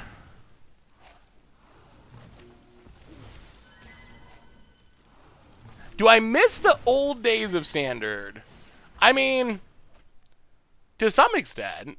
I think the last few years of Standard have definitely been one of the low points of the format. So in that sense, I wish Standard was in just like a healthier place. So in that sense, I guess I would say yes, at least somewhat. But at the same time, there were good and bad Standards in the past too. Like, some were better than others. I think what's made the last few years disappointing is it's just been fairly consistently subpar Standards. We'd, like, in the past, I feel like the norm with Standard was, like, okay to good, and then occasionally it would be really bad because something was broken. When in the last few years, I feel like it's kind of flipped, and Standard's been mostly, like, broken to bad, and then we get rare reprieves when it's good for a little while. So I wish it was more consistently on the fun side of the scale and less consistently on the broken side of the scale. All right, so we will grab a Swamp. Well, once our opponent hits a huge card draw spell, it's going to be scary. We need to find a Gigan, a Garuda, and start doing things. What makes Standard fun? I mean, I think there's a few things. One is diversity. Having more than one deck that is playable in the format. So I think that's one of the ways that recent Standards have suffered. Tap land. One of the places that recent Standards has suffered the most, in my opinion, is in that regard. All right. Well, now we're gonna pass the turn. I would like to be. Yeah, we're not even gonna blink anything important. We don't want to lose this. We don't want to lose this Garuda. We need this Garuda. Standard deck power level. So that's one thing. Just having more decks. I feel like the other thing is Standard has just gotten so snowbally. Although I guess that's kind of like card design in general.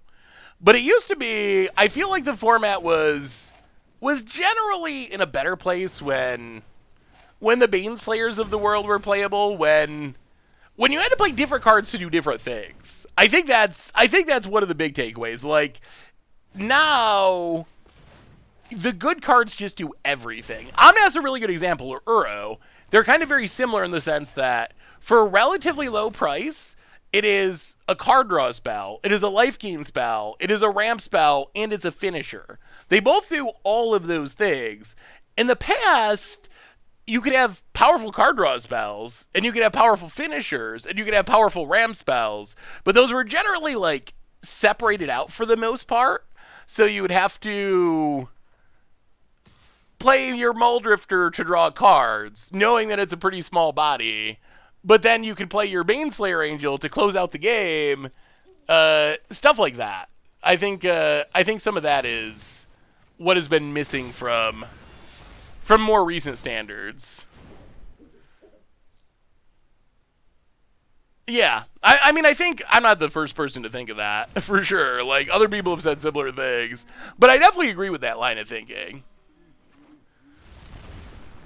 I think there was also a really interesting I think it was Chapin that tweeted this, that said something like, if you want to see the difference between Zendikar Rising and original Zendikar, I want to say had 11 cards that said draw a card on them. And Zendikar Rising has like 40 some, 47, I want to say. I might be like slightly off with the numbers, but it was something like that. Like low teens for original Zendikar, 40s for Zendikar Rising. So just like draw a card is being so incidentally stapled onto cards. They're so, it's just the game has changed a lot. The game has definitely changed a lot. I want to hope that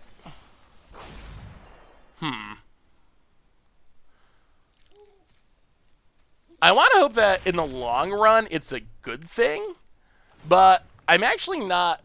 I'm not. I don't know. I keep hoping that too many enter the battlefield triggers. I can see that too. I think that could be. Ooh. Time for massacre. All right. All right. Kind of like where this is going. Until our opponent draws 5 cards and combos off. But until then.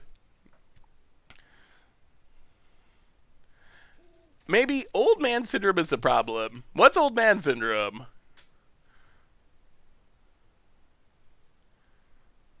We should do an old school standard top tier deck versus current to see the power level differences. Would be awesome to watch. So we're going to be doing the standard banning bracket here in a minute. Which, not tonight, but next week I think. And I think even that'll be interesting. That's only decks from the last 4 years. But it has decks from... It has decks from, like, the Kaladesh era, going up from decks from the past year and current. So I'm actually kind of interested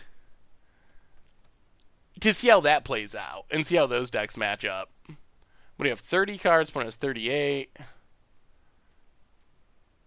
Do we even attack? Or do we just keep...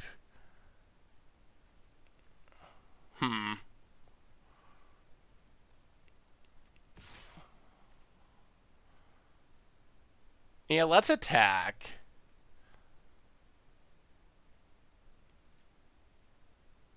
Opponent blocks. It blocks.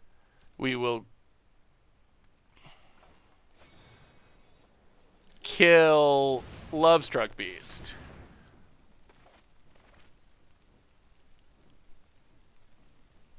Kill the Bone Crusher. Keep the Garuda. I mean, so the old man syndrome thing, like, I don't really think that's it. Like, sure, I'm sure there's some nostalgia for, like, cool, fun decks that I played in the past or whatever. I wouldn't doubt that. But, at the same time, like, I think it's empirical. Just, like, you could see that we've had 10 bannings in the past year, and we need more bannings still. We've had 20-some bannings in the past, like, 3 or 4 years. Like, that's just not how Standard has usually been over the history of the game.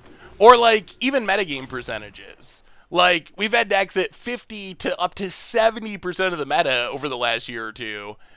That's historic. Like, I guess there was a time with Cawblade for, like, one tournament that Jace got close, like, in that range, and then was banned. But those are, like, historic numbers. So I don't think you could just write it off as people being like, oh, back in my day, Magic was better, because the data kind of, like, shows that there's a problem.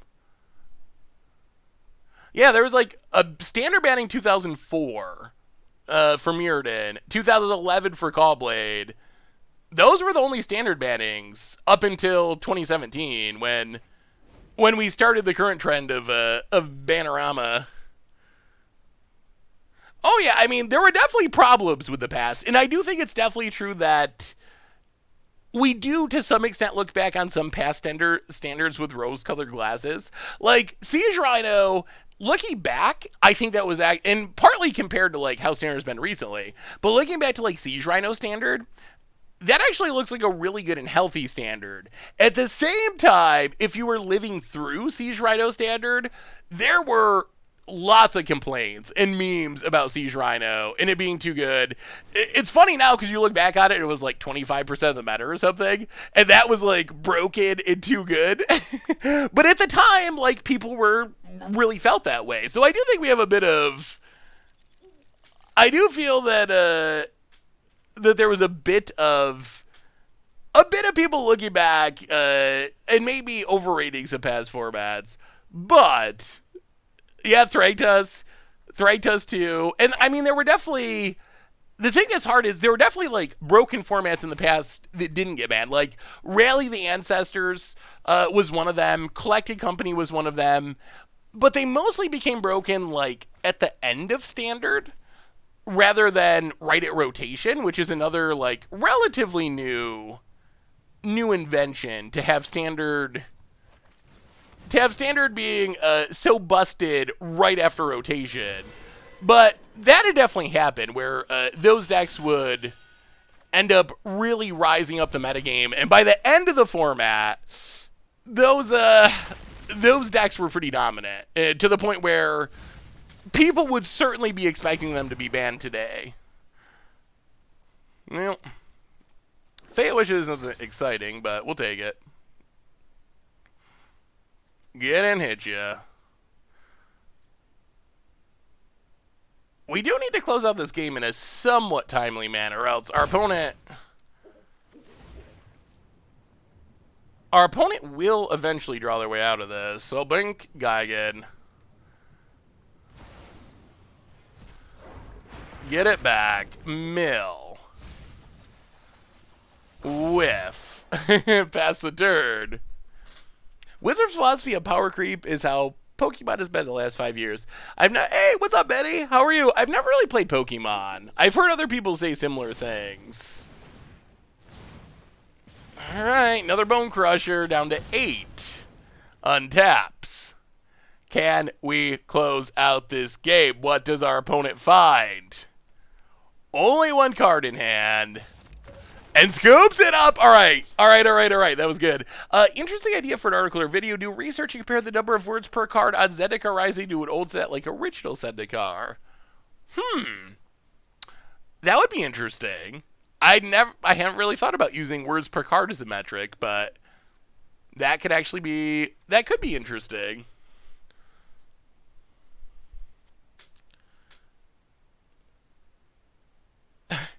The Walking Dead response stream was depressing. Really made me lose hope that Wizards could actually address the problems in Standard or elsewhere. I still gotta watch it. I think part of the problem is trying to be new player friendly. Wizards making decks build themselves rather than letting players piece together less obvious cards and build their decks. Yeah, I think it could be true. I remember Paulo saying that even a couple years ago. I think that was back during Kaladesh. I think it was in regards to like the vehicle deck when I first started hearing people say that, and it was kind of true. Like the vehicle deck was a good example, or the energy deck was kind of another one. You just kind of like with energy, you just look for cards that say energy and put them together, and you're going to have a functional deck. You're like, with vehicles, you look for cards that have the word vehicle on them, and you put them together, and you have a strong deck. Or adventures is similar. Look for cards that say the word adventure, and put them all together, and you have a deck. So, but I wonder, like, how much different that was in the past.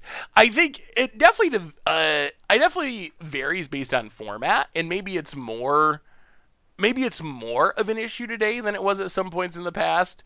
But at the same time, like Merfolk, you put all the Merfolk in the deck, or fairies, you put all the fairies in the deck. So I don't think it's like something we've never seen before either. So 18 seconds. Trim. All right, here we go. Yeah, so that's the thing. Like, I think, has it gotten worse in that sense? Like, more in that direction? Maybe. But I also think, like, I don't know. That's probably also something that's been part of the game forever to some extent. What are you taking on new standards so far? Tonight has been more diverse than I expected. I think there's definitely still a pretty big concern over the Omnath deck. I think that is the concern, that the Omnath deck is possibly to likely very broken still, and probably still will require bannings. And that ramp is still too good. Maybe it won't play out that way, fingers crossed. But that's the main concern, I think, for the current format. Exclamation point deck, we'll get you to the list. I think the only time I ever heard anyone complain about that was Gate Tribal last standard. Yeah, Gate Tribal is kind of like that too, for sure. Well, play some lands, pass the turn. Opponent going off with Innkeeper.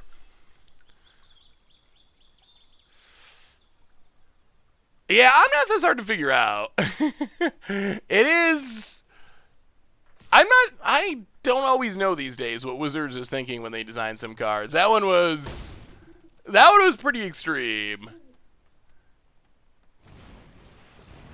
Well, I don't even think we need to crack this yet. All right, go ahead, opponent. Beanstalk away, my friend. Gates was definitely a cool deck. I like Gates. Ooh, another Innkeeper. All right, now we got 2 Innkeepers we got to kill somehow. Opponent passes. Huh. No, maybe we just go value for value. Play Nessian Wanderer. Pathway. Dryad. Trigger Nessian Wanderer. Get a swamp. Play the swamp. Our opponent's gonna draw so many cards.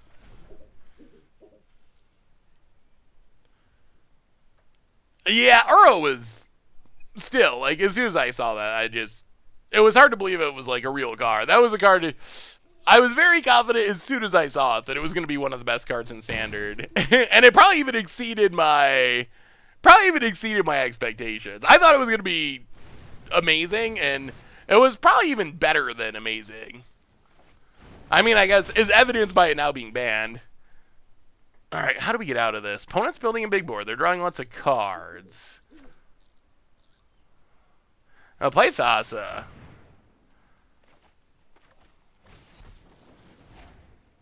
Oh, okay. I guess we probably should have played around that by playing the land. Well, pass the turn. The Thassa wasn't going to do that much, but it was going to hit us a land drop, potentially. The new dual land cycle, I mean, I like it. I think it's definitely interesting. I'm still not sure that's good, but I've heard other people talk about it very highly, so. Yeah, I wish we could steal a Lucky Clover and double Murderous Rider. Opponent gonna go attacking. We will block and block.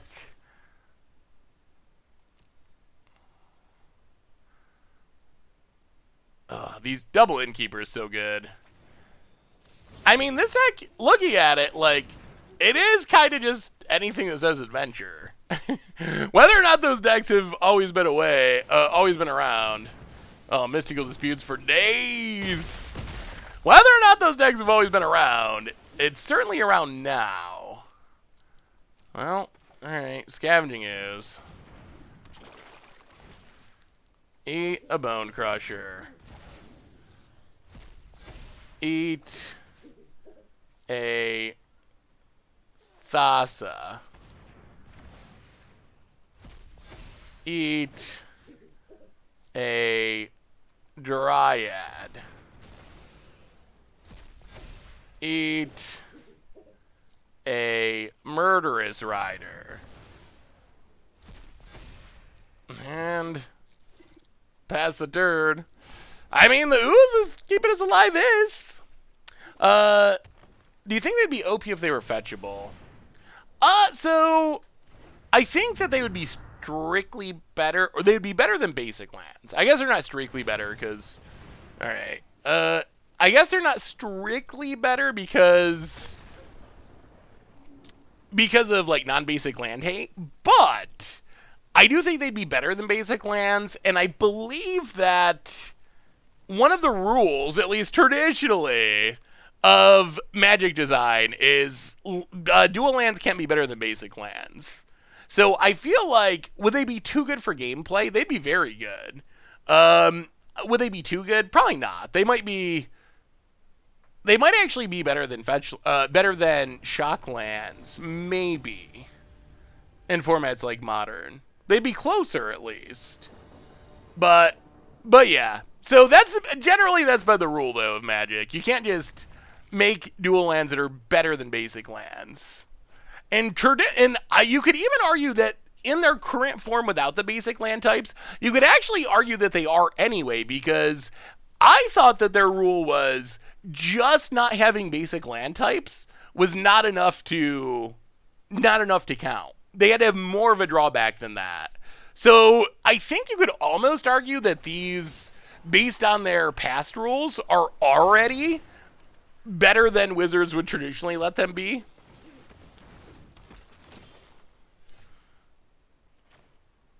Would you only be able to fetch the front side? Okay, so I guess if you could only fetch by the name on the front side, I think that would be fine. But if you had to only put the front side in play when you fetched it, then they would be very bad. No, the argument was that they couldn't be functionally the same, so that snow counted as such. Okay, maybe I'm misremembering what the rules were. Well, we will get rid of that Lucky Clover. We do need a land or 3, but Lucky Clover down for now. Opponent did get value out of it already. Does not take long to get value out of a Lucky Clover. Like, it was already a rampant growth, which is already pretty good. Opponents. I'm pretty sure if you scape shift into them, well, then they would not see any play in Modern. They'd be really bad. I wasn't thinking about the actual, like, how they actually function, but yeah, you're right. That is a concern. All right, there's a land. Oh, play the land, crack the land. Kind of looks like counter mana, but crack the land, grab a swamp. Solemn. Resolves. Grab a swamp. Pass the turn. Porn doesn't have many cards in hand at the moment. We haven't seen Omnath either. Maybe this is not the Omnath build. Please play Yarion in EDH. Eventually, he's like 4 Panderboticons with instant blink creatures. Ooh. Yeah, I haven't really played many Yarion EDH decks. Opponent gets in. Well, yeah, let's just block and draw. We would like to get to our 6 drops if we could. Draw a card. Infinite Blinking.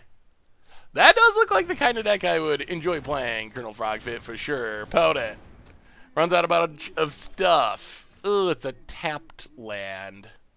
Well, play the tap land. Acolyte of Affliction gonna go bottom.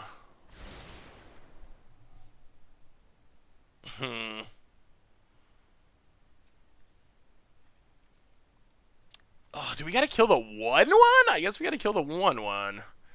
Awkward, awkward, awkward. Yeah, we'll kill the 1/1 before combat. And then hope that Garuda can get us to where we gotta go. Opponent. Alright, goes to combat. Kill the 1/1. Take 4. Opponent. Heads us. And alright, so that's probably game. Drawing 5 cards is pretty good. Ooh, and there's a Clover and an Innkeeper and a ooh, yeah, that's real bad. Real bad. Well, alright, Clover. You better do something good, Gygan.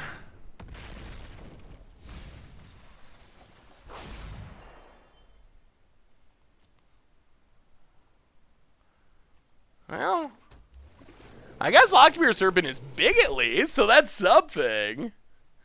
If you were to guess, I mean, if we kill the 1/1, we also kill the 5/5 for the turn. But I guess that's true. Maybe we should have just... Maybe we just should have killed the 5/5 and taken more damage. Opponent. Oh, jeez. And, alright. Well, yeah, gets in. Hits us. Down to 4. Well, that's not what we wanted our opponent to have in their hand. Garuda.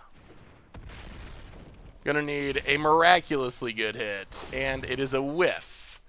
Alright, alright, alright. Well, we could try...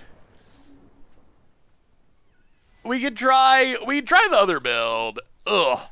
Well, that didn't feel very good. So I want to say this deck, while it's spicy, I think it was super bad. That's why you kill the 5/5. I don't think it actually would have made a difference in the end, but okay. I will say well, yeah, okay. I guess maybe we should have killed the 5/5. I don't think it had any impact on the outcome of the game. But, you're probably right that we should have killed it. Maybe. I'm still on the fence. Honestly. But, a quick reminder before we try out this other Reanimator deck. It'd give you another turn. Would it? Then our sponsor tonight is Card Kingdom. If you need some Magic cards, you can get them at cardkingdom.com. All right, so that deck was super janky, pretty bad, and I don't really know what to... I'm not really sure what to say about it, other than it's got cool cards in it. But I don't know. It seemed to struggle against decks with counter spells, and then... It doesn't seem to, unfortunately, Garuda is very inconsistent in this deck. We whiffed with it pretty often. And we did do some cool Nethroi stuff, rarely, but I don't feel like this plan offers enough value to keep up with Adventures or Omnass. So we lose to the counterspell decks, and we lose to the value decks, which doesn't leave a whole lot left of the format that we're good against. I love how you started reading my question and got distracted. What was your question, Mega? All right, so let's try the straight up Reanimator spell deck. So this one, I mean, this is pure Reanimator. Trying to get stuff in the graveyard, Mire Tritons, Mind Rack Harpies, Acolytes, try to use back 4 boars and Unbreakable Bonds to put creatures into play. Many of the creatures fight. They're super janky, but I guess it's the best options we got. We also got Cultivate, so in theory, we can maybe cast some of these, which is an upside. So Sultai, mid-range fight Reanimator, I would say.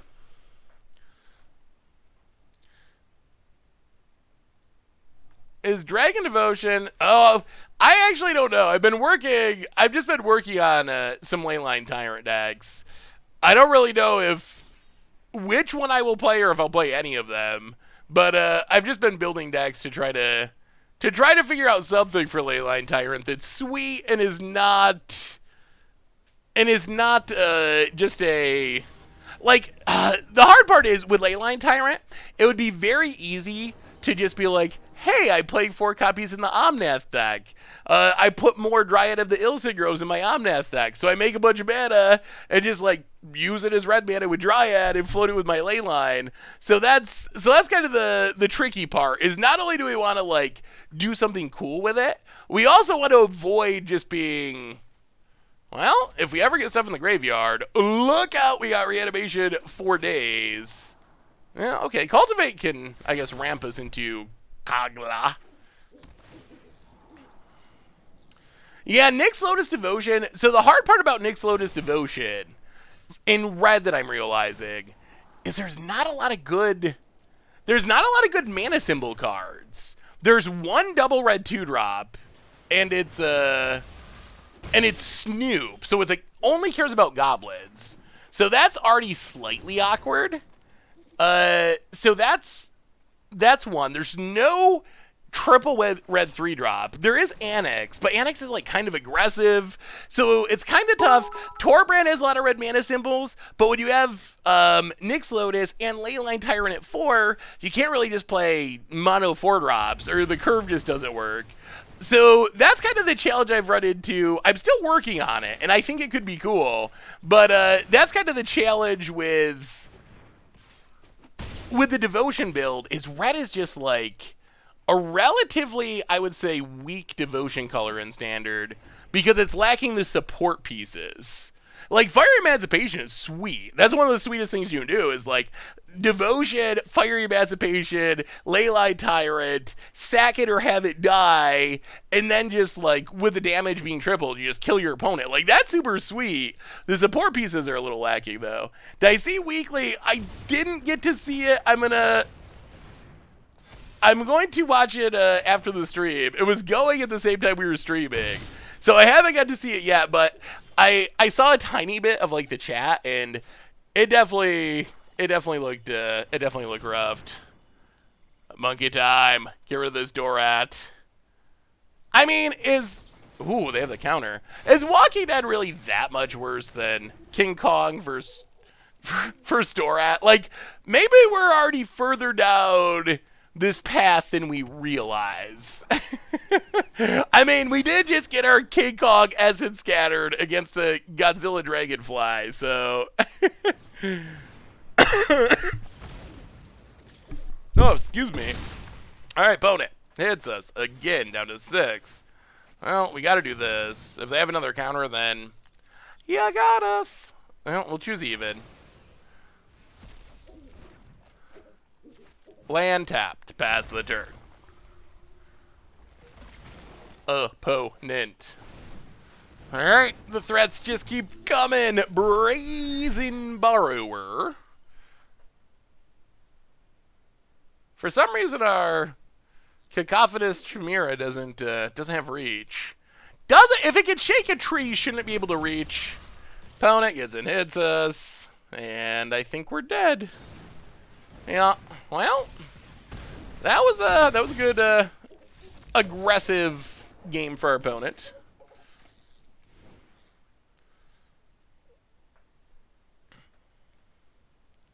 Don't understand all the hate regarding what? Honest. Alright, so what do we got that is good against what our opponent's doing? Shadow Verdict. Have not seen many Shadow Verdicts. Oh, I think we're gonna go down. I don't know about splashing the Shipwreck Drouser. That seems like it's going to... I like going deep, but that might be a bit on the... too much on the deep side. Let's bring in the Pelucrinoses. Pestilent Haze isn't going to kill much. Yeah, maybe that's it. Alright, run it like that.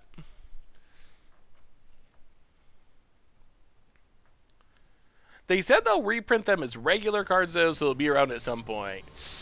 The problem is, my concern with that, hey, see you, Styles. Enjoy your soccer game. That sounds super fun. We'll be back on, well, actually tomorrow for the bonus Among Us stream, but then Monday for the next Magic stream. So my concern about the reprinting thing is they haven't made it exactly clear to me, or clear to anyone that I've seen. They haven't made it clear to anyone they've seen whether reprint means it's going to be the same exact card, or if reprint means they're going to make a Magic version with the same abilities and stats, which is not the same as a reprint. Like, is it going to be a literal reprint or a functional reprint?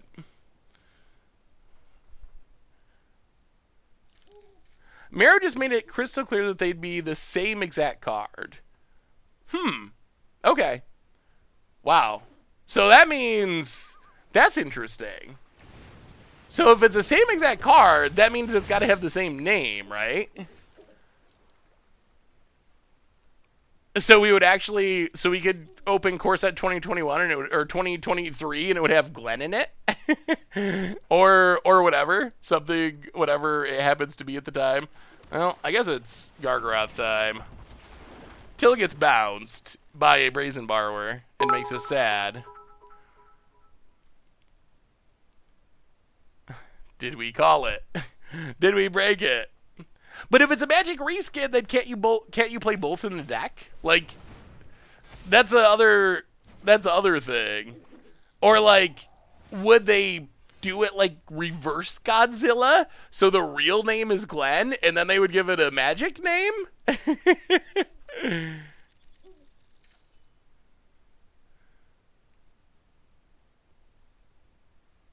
So reverse Godzilla, okay. Well, I mean, it's a little weird that the IP crossover name would probably be the real name, I guess. And it's weird that they would be printed like Glenn doesn't have magic cards on it, magic name on it. So I guess that could be confusing to people that they're like, "Hey, I got my Glenn and I got this." And you're like, "No, no, no, that's the same card." And they're like, "Wait, what are you talking about? This says Glenn." So not a perfect solution, but that is better than functional reprints. Like only having one version of the card, I think, is optimal in this scenario. I'll make a beast.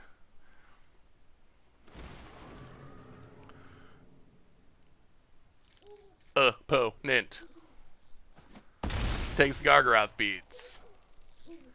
We will. Yeah, it's Meyer Triton. Mill a couple cards. Jungle Hollow. Gain some life. Gargaroth is a real card when it sticks around. I wish I'd break their promise to honor the reserve, like just like that breaking the terms of what Secret Lairs were supposed to be and what they promised with Dragon exclusive promos. So I too wish they would break the reserve list, and I think we're probably heading in that direction in all honesty. But I do think there's a difference. Like the reserve list is a very explicit promise, and I haven't been able to find an explicit, like, true promise that they wouldn't put, like, wouldn't print exclusive cards outside of, like, main products or anything. So I don't think it's quite an apples to apples comparison, but I also think they should get rid of the reserve list. Yeah, the backlash has been pretty intense, and I haven't got to watch the stream yet, but from what people have been saying, it sounds like... Yeah, let's try to kill some Jaces. It sounds like...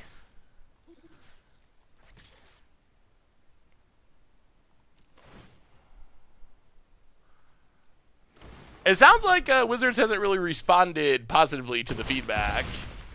One Jace down. I overanalyze the situation. I can't resist a chance to play this Tree Shaker Chimera. The the Chimera's here. Why are we playing these cards? Why are these cards in our deck? It's just so random. Opponent opting their way through their deck. I mean, you gotta block it. You all gotta block it. Hey, greetings from New York. Good to see you. Jonathan Snow for the 21st month. Hello from my daughter Juliet. She enjoys watching the stream with me. Hey, Juliet. How old is Juliet? Hopefully you're enjoying the stream. Welcome back to the Fishbowl, both of you. Thank you for your subscription. Big super cheer for you. Thank you, thank you, thank you. I don't think we're gonna risk blocking with our Gargaroth here. Opponent hits us. Well, go to combat. Attack. We will draw a card. This is working much better. Opponent blocks and blocks. Kill the Dorat for sure. Chimera doing work. Opponent goes to 5. Aw, she's 6. That's super sweet. Well, hopefully, do you all play Magic? Has she started to learn Magic yet? 6 is 6 an age? I'm trying to think. Is 6 a magicable age? Like, I guess you could start to learn at least. Well, let's keep playing Big Random Dorks. Well, This is probably better. Alright, let's Gormander. Sagging the Beast. Our random weird janky stuff is kinda working. Oh, that's super cool. Found it. Frantically taking inventory. Dorat going away at this one seems super over. And we have a new donation from... These janky girls are working. From Jaguar, $3 donation. 'Twas brilling and this... Oh, no.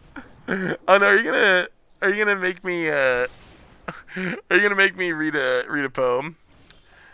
Alright.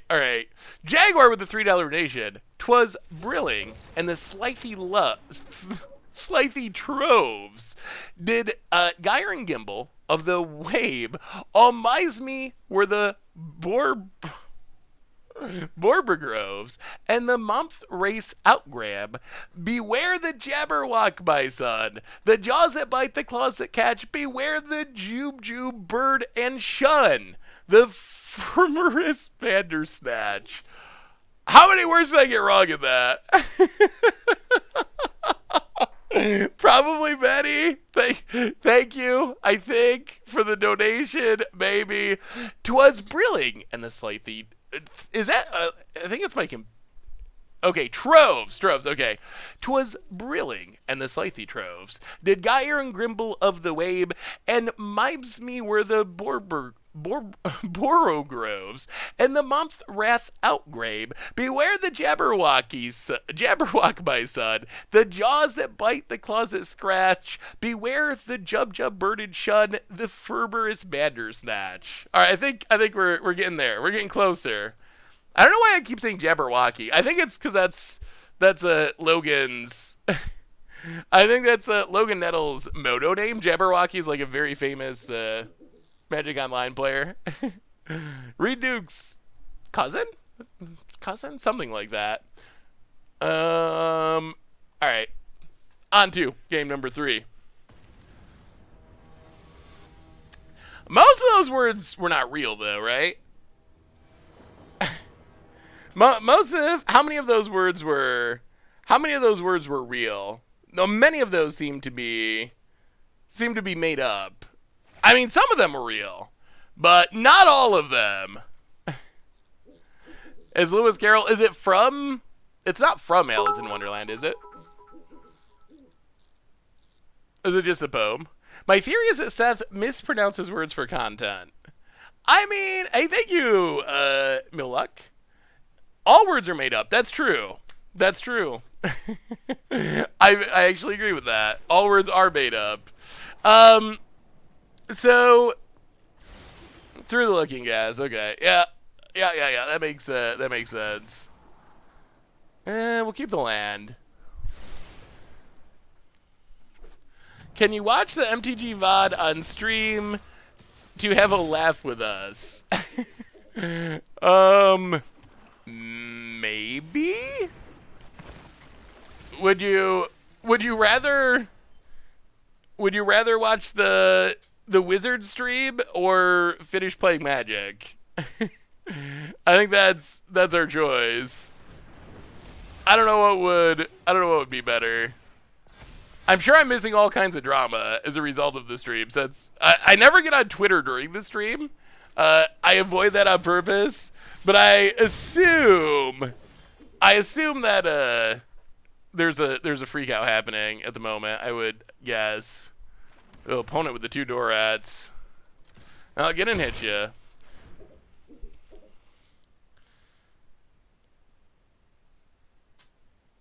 The Wizard stream, since will be interesting, your take on the train wreck.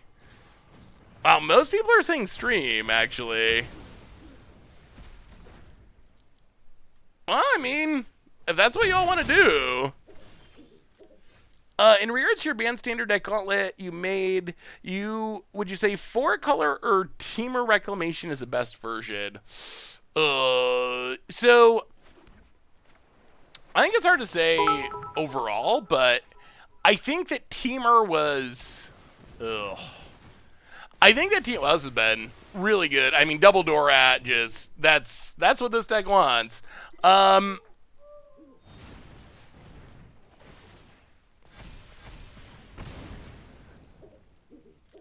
So I think that Teamer was, wow, that was a great game for our opponent. Hey, see you, Featherall. I think that Teamer was definitely the more iconic deck and the one that was better for longer. There might have been times when 4-color Rack was like the meta choice of the week, but I think overall, if you look at like the entire time it was in Standard, I think Teamer was clearly the better of the two decks. There might have been times when 4-color was better, but overall, it was definitely Teamer that was the better. The Prop's response to the stream was to advertise other games Magic players might like and point out how it was insulting their players. Oh, boy. Oh, yeah, this is a wild time. This is a wild time in the Magic world. I haven't seen it yet. All right, let's see how this game. How long is this stream? Let me look. Is it like 15 minutes or like an hour? I'll see if I can look it up.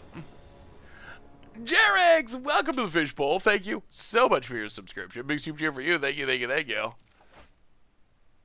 Yeah, all right. We got the reanimation. This deck is just, We've played some janky decks tonight. It's been a very janky deck sort of night. Tablet, go. I'm pleasantly surprised that the first thing you said for losing the match was, that was a really good game for my opponent. I wish I could always be that positive. I mean, sometimes I am not as positive as I would like to be either. So I think it's something that can kind of be learned, though, for the most part. Like, if that's something you noticed, is you tend to be negative, I think if you are conscious of it and intentionally think through your reaction at the end of a game, I think you can train yourself to react differently. That's been my experience, at least. Old Town Dad! Oh, utility knife, okay. Oh, this isn't... Huh. So this is like... I don't know what's going on. Old Town Dad, welcome to the Fish Bowl for the 3rd month. Thank you for your subscription. Big super cheer for you. Thank you. So aggressive. Now let's Acolyte. Mill a couple cards. Take a land. You know what would be good? Extinction event. We would accept an extinction event. Utility knife, number 2. Opponent. Gets in, hits us. No blocks. We are swiftly dying to the beats. Down to 9. I'll play Mire Triton. We would like to mill something big for this back for more. That's what we really need. Massacre Worm. Okay, well, that's at least something. Play a land. Cultivate. Because we're going to have the mana for the back to more. We just need... We need a creature. We need a big creature to get back for more. From the post from 2000... there's a post from 2003 where Mero says the end result is that Wizards decide to ultimately to eliminate functionally unique promos and instead create. Yeah, so that's a quote I've seen. I do think that's a little different than how explicit the promise of the reserve list is. The reserve list is like explicitly like, we're not going to do this anymore. That, to me, that quote is more like just corporate stuff, like, hey, we're doing something different now. 1, 2, 3.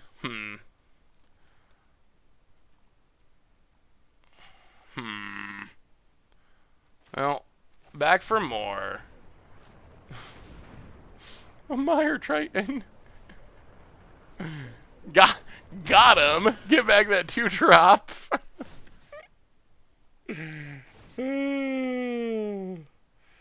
So it goes back the Selfless Spirit. Do we mill anything relevant? Okay, there's a Cogla at least, so that's good. That's good for next turn. That's actually really good because that blows up artifacts and enchantments too. All right, no attacks. Okay, maybe. There might be hope. What does our opponent draw? Gets it, hits us. For a bundle. We will take it. Down to 5. Can Double Fight Cogla steal this win? Opponent. Passes. Well, 1, 2. All right, Meyer Triton. Mill a couple cards. Maybe reanimation time. We end for the 4th month. Welcome to the Fishbowl. Thank you so much for your subscription. Big super cheer for you. Thank you. Ooh, all right. Well, back for more.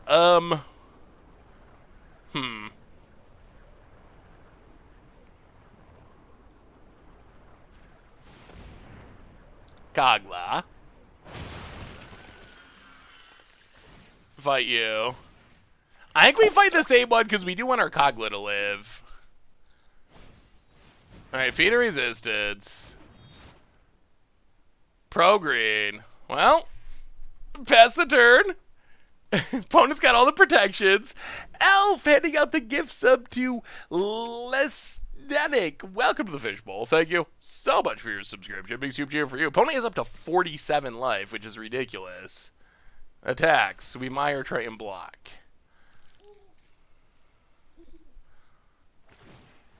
Wow! Wow. Okay. Well, we will accept that. That is acceptable for us. This is actually a combo, too. We get to pick up our Acolyte. Boat it.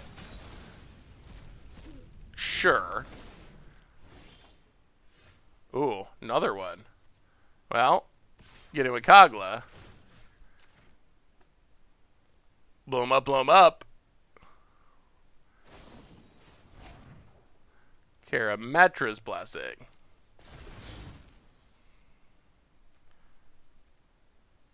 Opponent.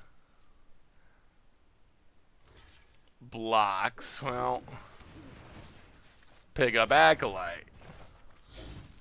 Indestructible. Play Acolyte. I mean, this is kind of working. Hey, thank you, Sinside. I guess we just get back Meyer Triton. We got to make sure we don't die here. Get back Meyer Triton. Mill a couple cards. Land. Go. Pro Black would be bad. That would be very, very bad. I can't believe how resilient they are. We've tried to fight like 4 times, and it hasn't worked. Veristromit, welcome to the Fishbowl. Thank you so much for your subscription. Big super cheer for you. All right, let's try this again. Kogla. Attack you. Blow it up.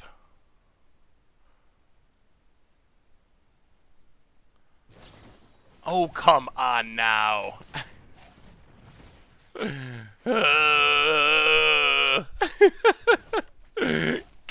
on now. Opponent Karametra's Blessing. Again, I feel like we just saw this. Opponent. Blocks. Gains a bunch more life.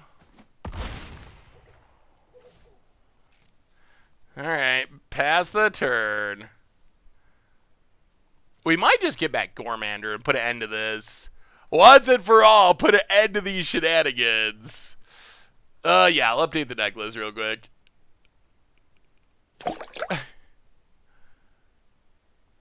Deck list is updating. Vinua. I enjoyed the YouTube videos for a while now, but I started to tune in for the streams, keeping me sane while lesson planning for distance learning. Ooh, how's that been going? Is it a lot different? Welcome back to the Fishbowl. Thank you so much for your subscription. Big scoop cheer for our new subscriber. All right. Deck list updated. Stonecoil Serpent, certainly.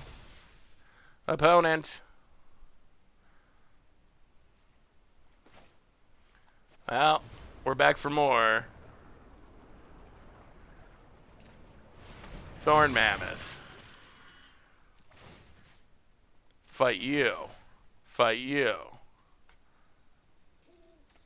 Oh, we can't fight them both? Okay.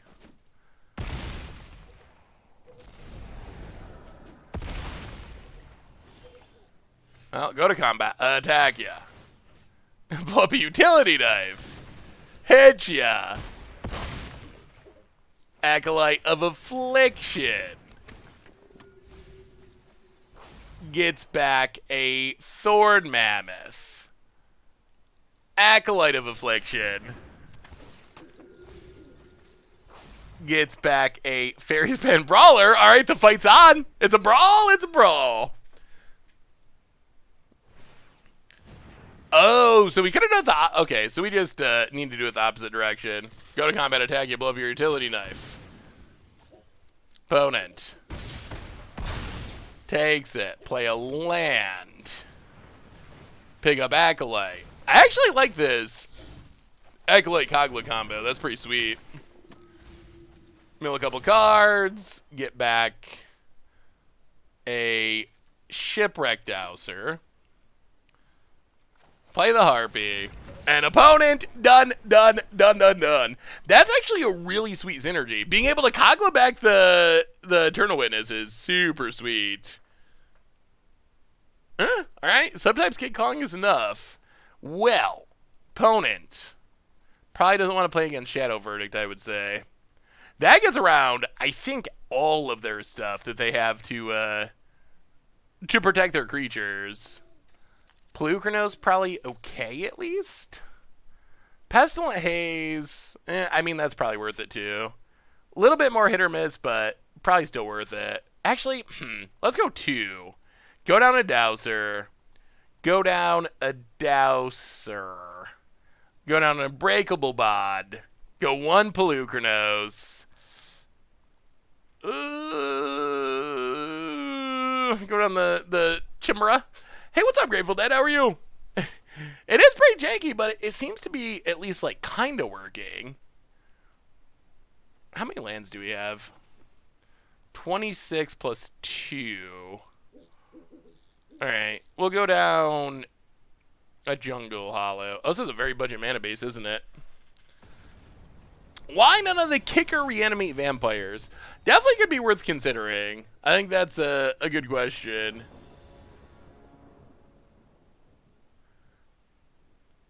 I mean, I have never seen we do have a ton of really janky stuff in this deck, for sure. Stuff that Thorn Mammoth, Gormander, the finishers in the deck are definitely super janky. No doubt about it. Well, Jungle Hollow go. Opponent. Land and Mirror Shield. Gets and hits us. Well, alright. No, wait, this gets around Death Touch, doesn't it? It does! And we mill 2 lands.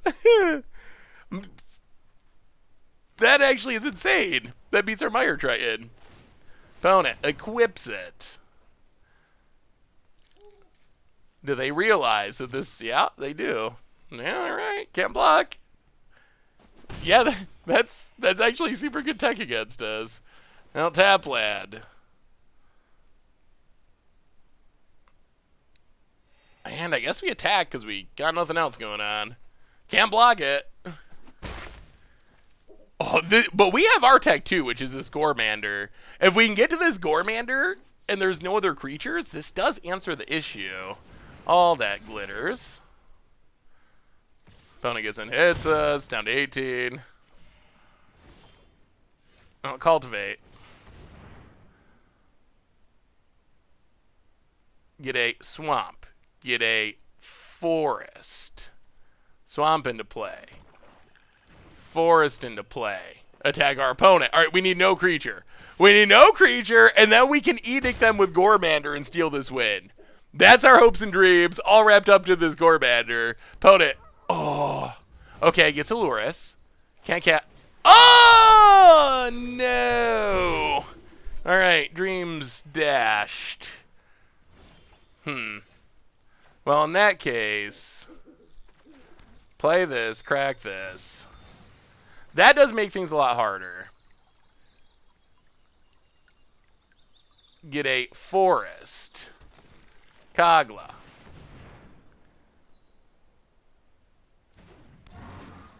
Fight the little Elsit.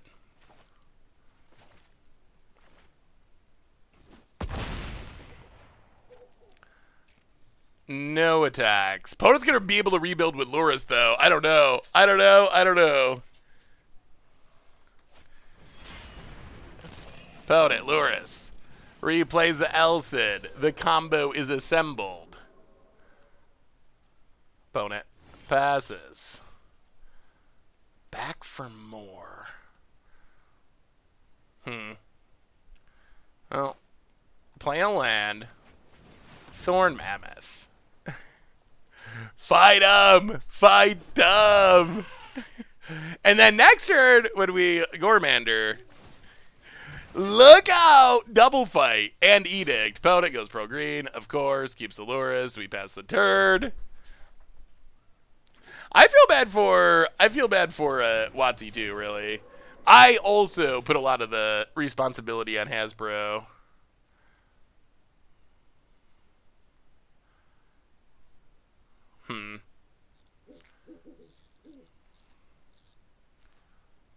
So, Karametra's Blessing they must have? Alright, we'll block.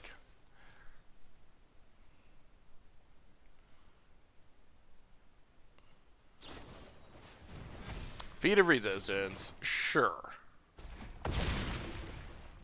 Kagla down for now.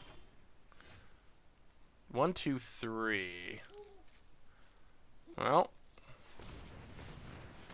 we will cultivate.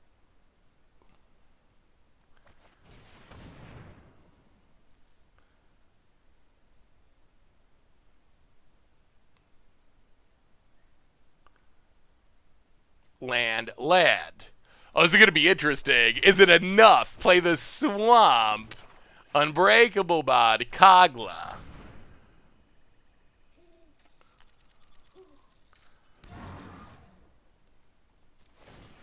Fight you. Fight you.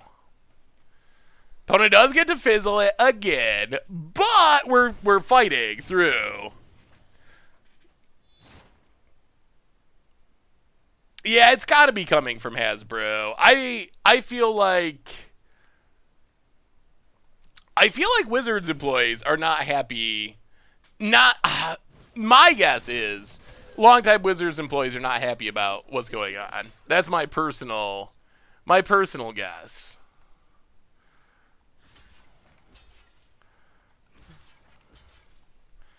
Oh, block.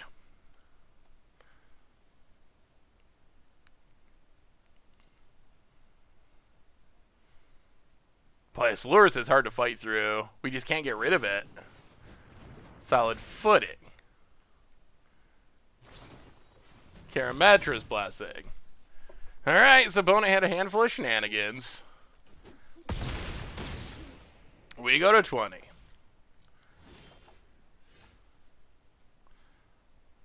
Well, go to combat. Attack our opponent. Blow up Mirror Shield. Cannot protect that. It's not a creature. It's not an enchantment. Get that out of here, finally. Hey! Yeah, Lurrus just keeps getting everything back. Yeah, the chat, we saw a tiny bit of the chat, and yeah, the chat was freaking out. Hardcore. Opponent replays the Mirror Shield. This is eating up a lot of our opponent's mana, though.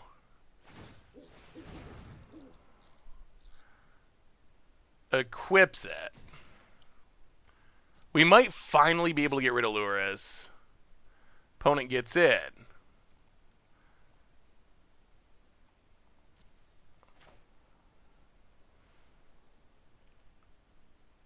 Now back for more. Thorn Mammoth.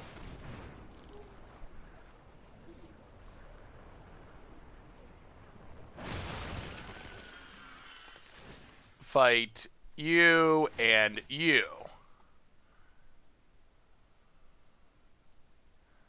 Wow, this has been a grind.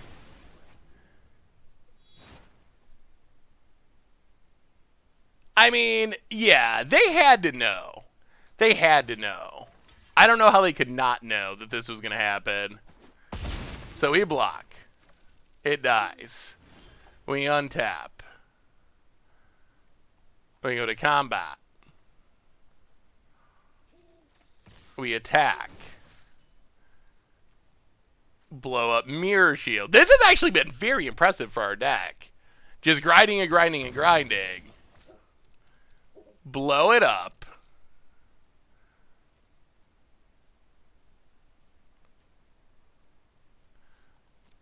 Opponent takes it. 1, 2, 3, 4, 5, 6. Gormander. Sackmeyer Triton. Edict our opponent.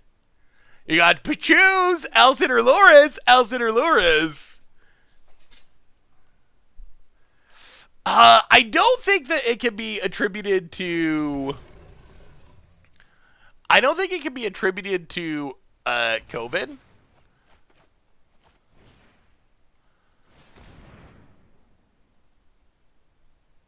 Is your last card another protection spell? It is. All right. Well, opponent's alive for another turn. Plays a land. Mirror Shield. That cannot be the correct choice. Opponent. Wow. Yeah, that's not going to work. That's not going to work at all. Go to combat. Attack you. Yes! Yes! We reanimated our way through. And the deck actually felt pretty sweet that time. All right. I don't think we're going to watch this stream. Okay. We'll watch. We're actually to where we would... we'd end the stream anyway. All right. We'll put it on for a little bit. I don't think we're going to watch the entire 45 minutes of it. But we'll watch a little bit. We'll watch a little bit together. Let me know if you can hear it. Because that tends to be an issue with stuff like this.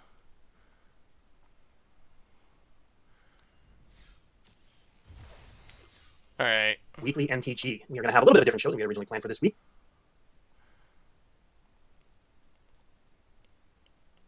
All right. Can you hear it Here when he this week, talks? we began revealing a new secret layer, The Walking Dead. It All right, if you are out of here for tonight, a couple of quick reminders as we see this. Tomorrow, Special Among Us stream, 6 p.m. Eastern. We'll be back with a normal stream on Monday. And, yeah, our sponsor, of course, is Card Kingdom. I'm sorry if you're not interested in seeing this. Most people voted for it. So we'll be back to normal on Monday. So have a wonderful weekend if you're taking off. If not, stick around a few minutes to is a see new the stream. experiment, both for Secret Layer and for Magic as a whole. Now, typically, when we do something new like this, we introduce our philosophy, sometimes in like a Mark Rosewater article, and we talk about our thinking behind the scenes, why we did this knob we turned, this thing we did. And like we did that recently with set boosters and collector boosters, but this time, we didn't do that. So today, we are here to rectify that. And to do that, I am joined by Aaron Forsyth and online and a lot of questions. And so I'm going to be asking a lot of those questions that you have. We're going to be doing this over the full hour. So if you have a burning question you want on why we did something, we're going to try to get to it over the course of the hour, so hold tight if it's not right up front. Hopefully we'll get to it. So we're going to be talking about the borders. We're going to be I will say that story canon.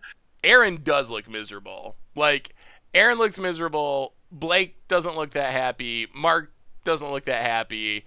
But Aaron especially. We're talking about why we're working with The Walking Dead. We're going to be talking a little bit about the future. And so hopefully along the way we're going to answer a lot of your questions. Aaron looks like a guy who Aaron looks like someone who is having to defend something that he knows is destroying something he loves. That is how I would that is my I haven't talked to him or anything, but that is my take on what Aaron So looks without any like further ado, at the let's moment. jump into it. We'll start with secret layers generally, and we're going to start. This is kind of a question for both of you, but we'll start with Aaron.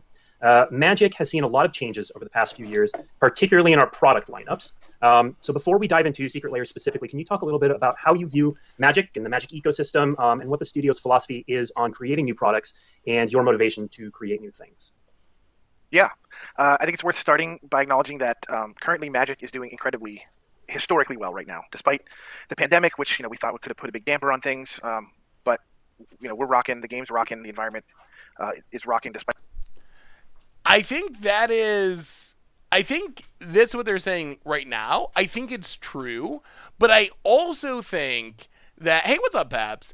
I also think that that's part of why it's so important to vote with your wallets about stuff. Like, the game is rocking, the game is doing great. That's all like money. And because of infinite new products, busted cards selling new packs, secret lair drops, I don't have any doubt that if you just look at the dollars, Magic is doing probably better than it's ever done. At the same time, you've had 20 bannings, you have all that kind of stuff. So the message that things are not always great in the Magic world, I don't know if that filters up to the CEOs and the people in the suits, because all they see is the numbers. They just see, wow, we're making tons more money. This is great. Like, of course these secret layers are great and everything we're doing is great because we're making more and more money. So Despite all that, and I want to thank all of you out there for making that true. You're the ones spending your time and money on our game right now when all the rest of the world is haywire, and that's just awesome. And the things that we've done, I think, to help with that is we've gotten a lot better at aiming stuff at specific segments, sometimes underserved segments of the audience, whether that's making products for people that love certain formats, like Modern Horizons for modern players, or different Commander decks and other Commander releases for the Commander audience. We've made different products that speak to other player motivations, like collectors and whatnot, with our various new booster SKUs that we're introducing. We've broadened the tone of what Magic has to offer. Settings like Eldraine are of a lighter tone. We still do our dark and gritty stuff as well. Secret Lair has opened us up to art styles that we haven't seen in Magic, sometimes in years and sometimes ever. Mostly we're just trying to broaden who we're speaking to, invite more people into the fold, and make fun stuff that's going to speak to a wider and wider audience, and get more and more people part of this amazing game and this amazing community. Mark, what motivates you? Because you work a lot on Secret Lair and those kind of fun product. They're all fun products, but the interesting things. Yeah, I think a real theme through our thinking and our actions over the last couple of years has been trying to make Magic bigger, which can mean a bunch of different things. For our fans who have been with us for decades, how can we make it even bigger and better for them? For our fans who, like, as Aaron said, a specific format or a specific way of engaging, how can we speak to them? And also, just more broadly, like, how can we grow Magic even further? How can we go kind of one ring out? How can we meet people on their own terms and speak to fans who are currently maybe played Magic long ago but have lapsed out, or are maybe good candidates but haven't taken. if you think this chat is bad, wait till the Twitch chat. Wait until we're like a few more minutes in. Plunge. A lot of our work over the last gets- couple of years has been From what thinking we about how saw in go our bigger little peek bring those before we people started into the game that we love streaming, so much. it was way more extreme. Mark, we're going to stay with you for this next question. We've seen a wide variety of Secret Lair drops. We're nearing the 1 year anniversary now, and we've seen a bunch of different stuff, and that's been everything from exploding goblins to an artistic tattoo pack to now what is our first mechanically unique Secret Lair. Can you talk a little bit about how you view Secret Lair as a product specifically and who it's for? Yeah. Secret Lair it's a bunch of exciting things. It's a bunch of new things for us. I think first and foremost, Secret Lair is our testing ground. It's our skunk works. It's a new platform that lets us try things that we just wouldn't be able to do if we were trying to fit them into a set or a regular product. And so you've seen that with art, for example. The examples you gave are places where we've kind of pushed the boundaries of what art might be kind of allowed to be on a Magic card. We're never going to do a set where the art direction matches what we saw with the Goblins cards that we did last year. But here we can take that chance and we can do that experiment. So Secret Lair is a place to kind of run those tests and make Magic as a whole better for it. Kind of as part of that, Secret Lair is also a place where we can speak to people we can speak to audiences of different sizes. So, for example, if we identify a small group of people that we think we could really thrill with a product, but we know there's not very many of them. Welcome Our normal to sets are not very good Fishbowl. for Thank you that. for We your kind of have this one subscription. size Big fits all super for you. approach to a lot of our product lines. We have to hit these bars to ever be worth printing, so to speak. And Secret There are a ridiculous shoe collection going on here. That's so many shoes. Lair can kind of change those rules. So we can try smaller, more targeted things that speak to individual groups. And over time, I think, as we do more and more of those, even though each one of those won't speak to every. How was Reanimation? It was really over time we're kind of it building was this really catalog, janky, and but it we're was really fun. excited about a world We got a where, couple as we go, wins. Magic It's just- not top tier, the but kind it of, was fun. what it means to be Magic and what it can mean to be invited to Magic can kind of grow, and over time people can look back and see these different experiments we've run and see a card that speaks to them. And then another piece of the puzzle is reprints. Reprints will always be part of Secret Lair, and Secret Lair gives us a really exciting new tool to meet player demand for certain reprints cards that we want to get out there, but we wouldn't normally. We might otherwise have to kind of wait until 2 years from now there's a set that might go in. Now all of a sudden we can kind of speed up those timelines and get those out there. So those are a few of the things that Secret Lair does for us. There's a lot of new stuff. Okay. Mark, I want to stick with you because one of the criticisms we've heard recently is that Secret Lair fans thought that what Secret Lair was new art treatments for existing cards. Right. And we've said some things in that space. And so what do you say to those fans who believe that that's what Secret Lair was and should be? Right. Like Magic, Secret Lair will always evolve. Like the game of Magic has been so successful over its long history because it never stays complacent. It never sits still. It's always trying new things. Secret Lair will do the same. And so kind of the first year you saw, we were really focused on art. That was definitely where our emphasis was with the launch of Secret Lair. Frankly, that's kind of the low-hanging fruit. We kind of know what it looks like to put new art on a new card. We have some sense of how that will go. So we've done a lot of experiments there. We will continue. Secret Lair will certainly continue to do a lot of stuff with new art on reprints. That's absolutely a big piece of the puzzle. But as we have new ideas and we want to run new tests and we think we might be onto new ways to make the game more joyful for more people, if those experiments can be run through Secret Lair, we will continue to evolve because it's the best place for us to kind of push the boundaries and learn the lessons that we need to learn for the health of the. Like, what did the original Secret Lair article say? Like, isn't that what they said Secret Lair was? I can't actually find the article at the moment, but for some reason I thought that that's what they said it was. All right, Aaron, I was referring to some fan reactions, and obviously we're going to talk about some of the specific ones in a little bit. But generally, when you're seeing reactions like we've seen this week, how does that make you feel? How does that make your team feel that's been working on the product for so long? We certainly inspire a lot of passion through what we do, and the immense negativity is never anyone's goal here doing this kind of stuff, and nobody ever feels good if that's the emotion we're eliciting from people. We are in the business of trying to make fun things that we as Magic players would want to buy and play with, and we want to make things that other people are going to want to feel that way about too. So usually when something like this, I've been part of a few uproars in my time working on Magic, whether it was changing rules or changing the rarity schemes or Premier Play stuff, the launch of Arena, whatever. There's been any number of uproars about stuff, and we certainly pay attention to all the feedback. And a lot of the times, I feel like, man, the audience just must not be seeing what we're seeing when we thought this through in the first place. I do think definitely in the case of this new IP crossover / sales model experiment that we're running here, that we didn't exactly lay the groundwork for those conversations very well. We just kind of sprung it on people. So yeah, there's an amount of shock and surprise for sure. That's why we're on here today, to try to talk through some of that stuff. But in general, it's just we do want to try stuff. A lot of it's going to be different from what you're used to. I know change is hard. I know people get used to certain things and they don't like to see those things upended. And I appreciate that very much as someone who's been playing Magic myself for well over 20 years. But we're trying to do what's best for the game as a whole, to keep the community growing, to keep everything as vibrant as possible. And so, I mean, I think the question is why should we trust Wizards when they say this? After 20 bannings in the last year, after Hogak, after killing GP coverage, after killing organized play, why should we take anyone from Wizards saying, oh, don't worry, we're doing this for you, we're doing this for the good of the game? Why should we take that seriously, and why should we trust that Wizards knows what's good for the game after how many of the things they've chosen to do over the last few years have, even if they were intended to be good for the game, have completely backfired and done the opposite? Even if they really are honestly trying to do what they think is best for the game, why should we expect it to work out when so much of the other stuff has it? Bear with us. We're going to make a few missteps along the way, but in general, we are trying to make awesome stuff. That is just, top to bottom, what motivates all of us every single day. Okay. Mark, so Aaron started talking in this space, but let's get specific. What does Secret Lair look like in the future? It will. I mean, in terms of details, the reality is we don't know. Secret Lair, one of the great things about it is, we don't have unlike our main sets, we don't have years and years of Secret Lairs planned out. We don't need to commit in that way. So we're learning every day. We're taking the feedback and we're adjusting. Through all that, though, it will be our place to innovate, to do things that we think will be fun and that will make Magic a better game for more people. And so it will continue. We'll try different combinations. We'll try different approaches. We'll try different executions. But through all of that, it will be a place where we're trying new things and we are trying to learn the lessons that we really think can make Magic a more fun game and a more kind of beautiful experience for a wider audience. Okay. One of the other bits of feedback that we consistently hear is on the Secret Lair direct-to-consumer model. So let's spend a little bit of time on that. Mark, first, let's start with the good stuff. Tell the audience what we're thinking. What are the advantages of selling Secret Lair direct-to-consumer? Right. So I'll give you two answers. One is that Route Combos definitely is. people should really understand that the many of these products, many of our Secret Lairs are very niche. The their print runs are pretty small. We know that they're serving a smaller audience within our group.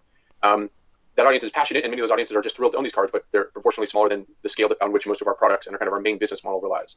And so things start to get tricky and challenging for those customers as the numbers go down. So, for example, I think earlier you mentioned the Goblins pack we did last year, the Explosion Sounds. It was a wild art style that spoke very strongly to a small group of dedicated Goblins players out there. There weren't that many of them, but these cards meant a lot.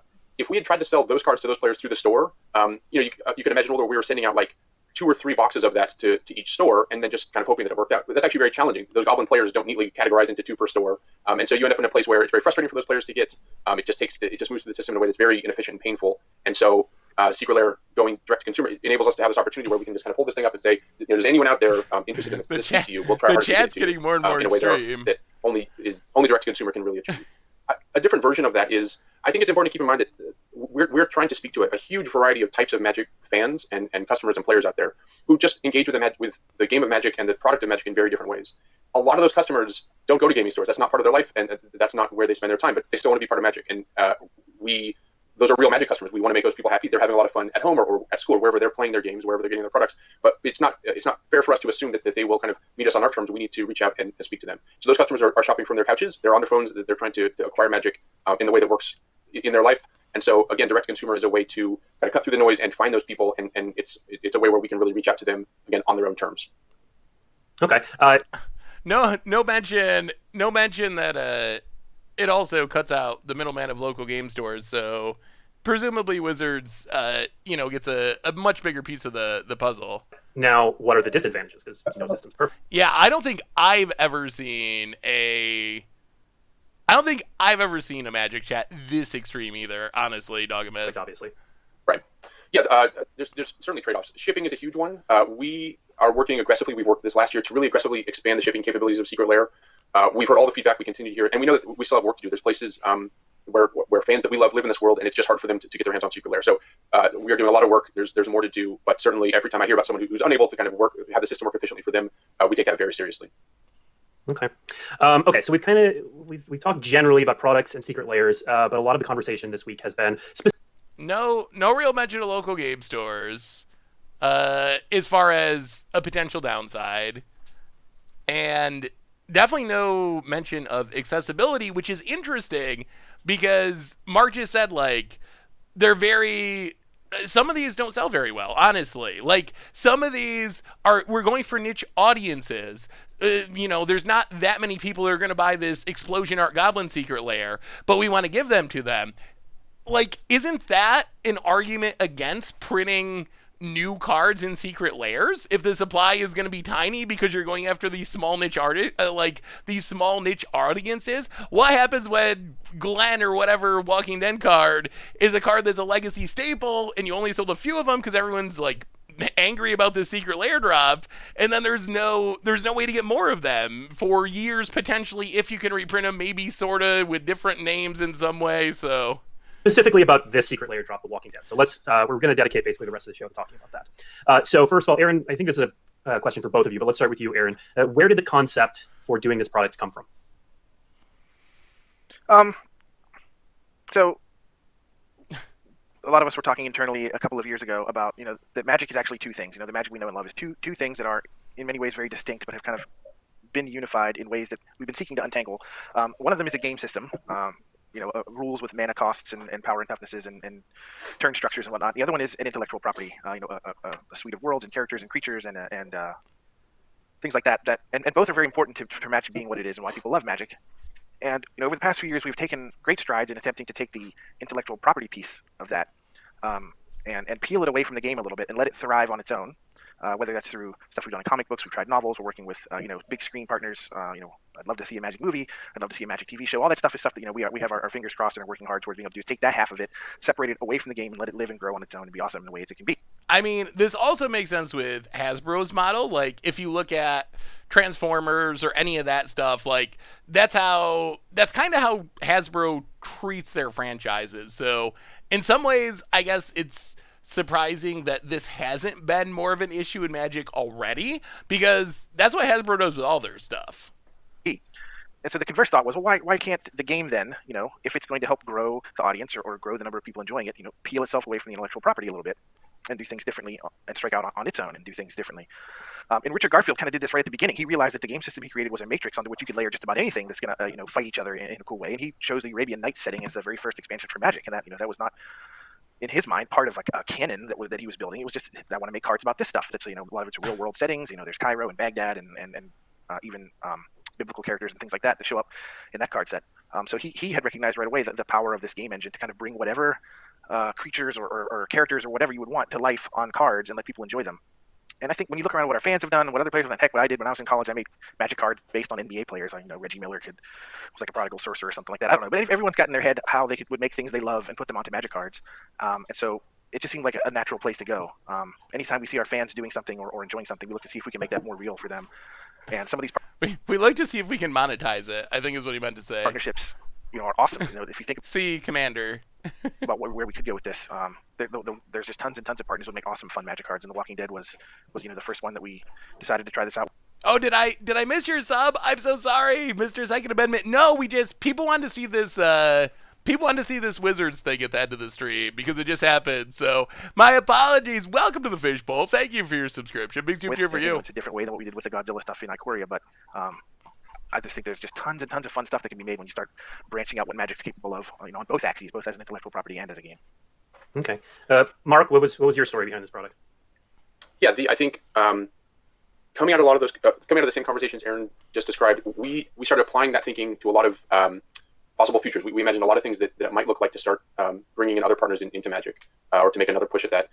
Some of those approaches kind of neatly wove into the kind of regular stream of Magic products. So I think Godzilla is a good example of that. We were building the world of Ikoria. It was kind of a natural fit to the world of Godzilla, and so we took the Godzilla IP and we just kind of tucked it into that Ikoria product.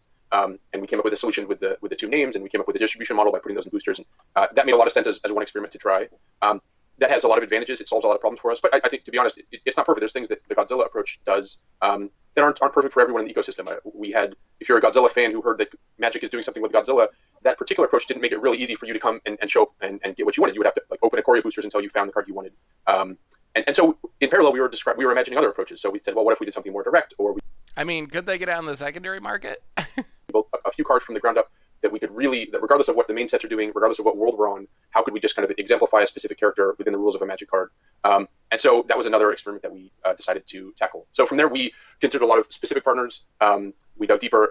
We started talking to AMC and The Walking Dead, and we decided to take the plunge there as our first experiment in this, knowing that we'd also try the Godzilla things, and we wanted to run both tests. Okay.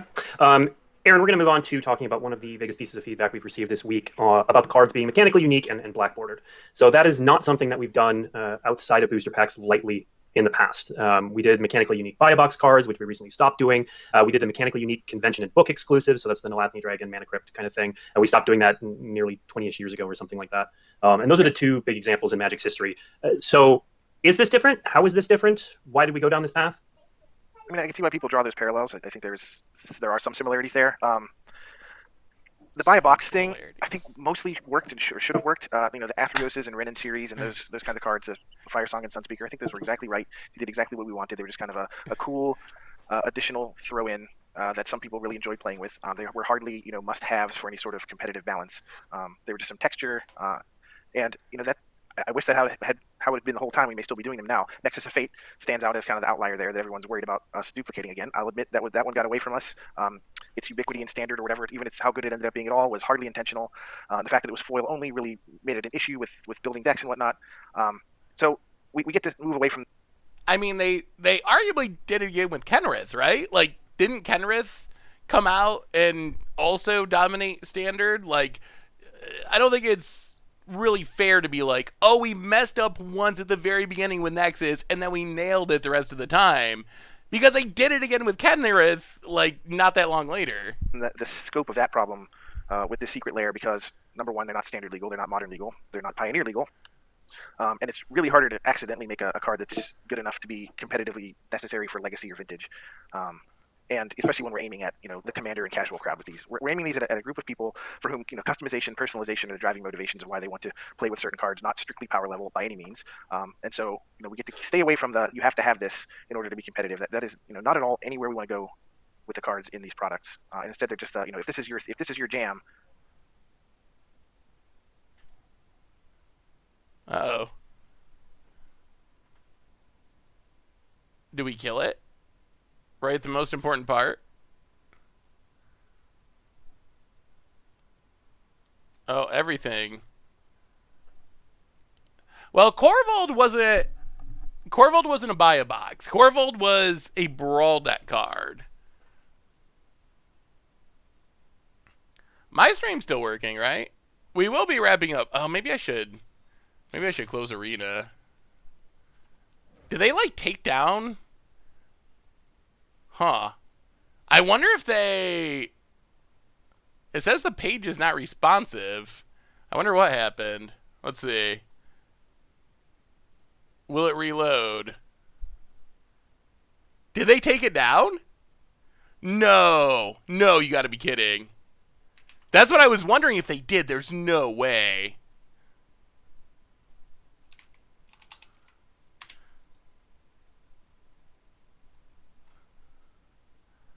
Wow, why is everything loading so slow?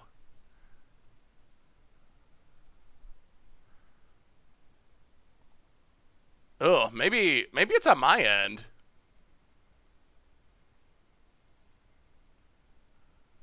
Yeah, it's probably just something with my computer. I don't know why our stream's working fine still, though. Ugh. Well, you can find it if you want to watch it. I'll put the link in the chat. I'll see if I can get it to reload. I'm not sure what's going on. It has, yeah. Conspiracy theory.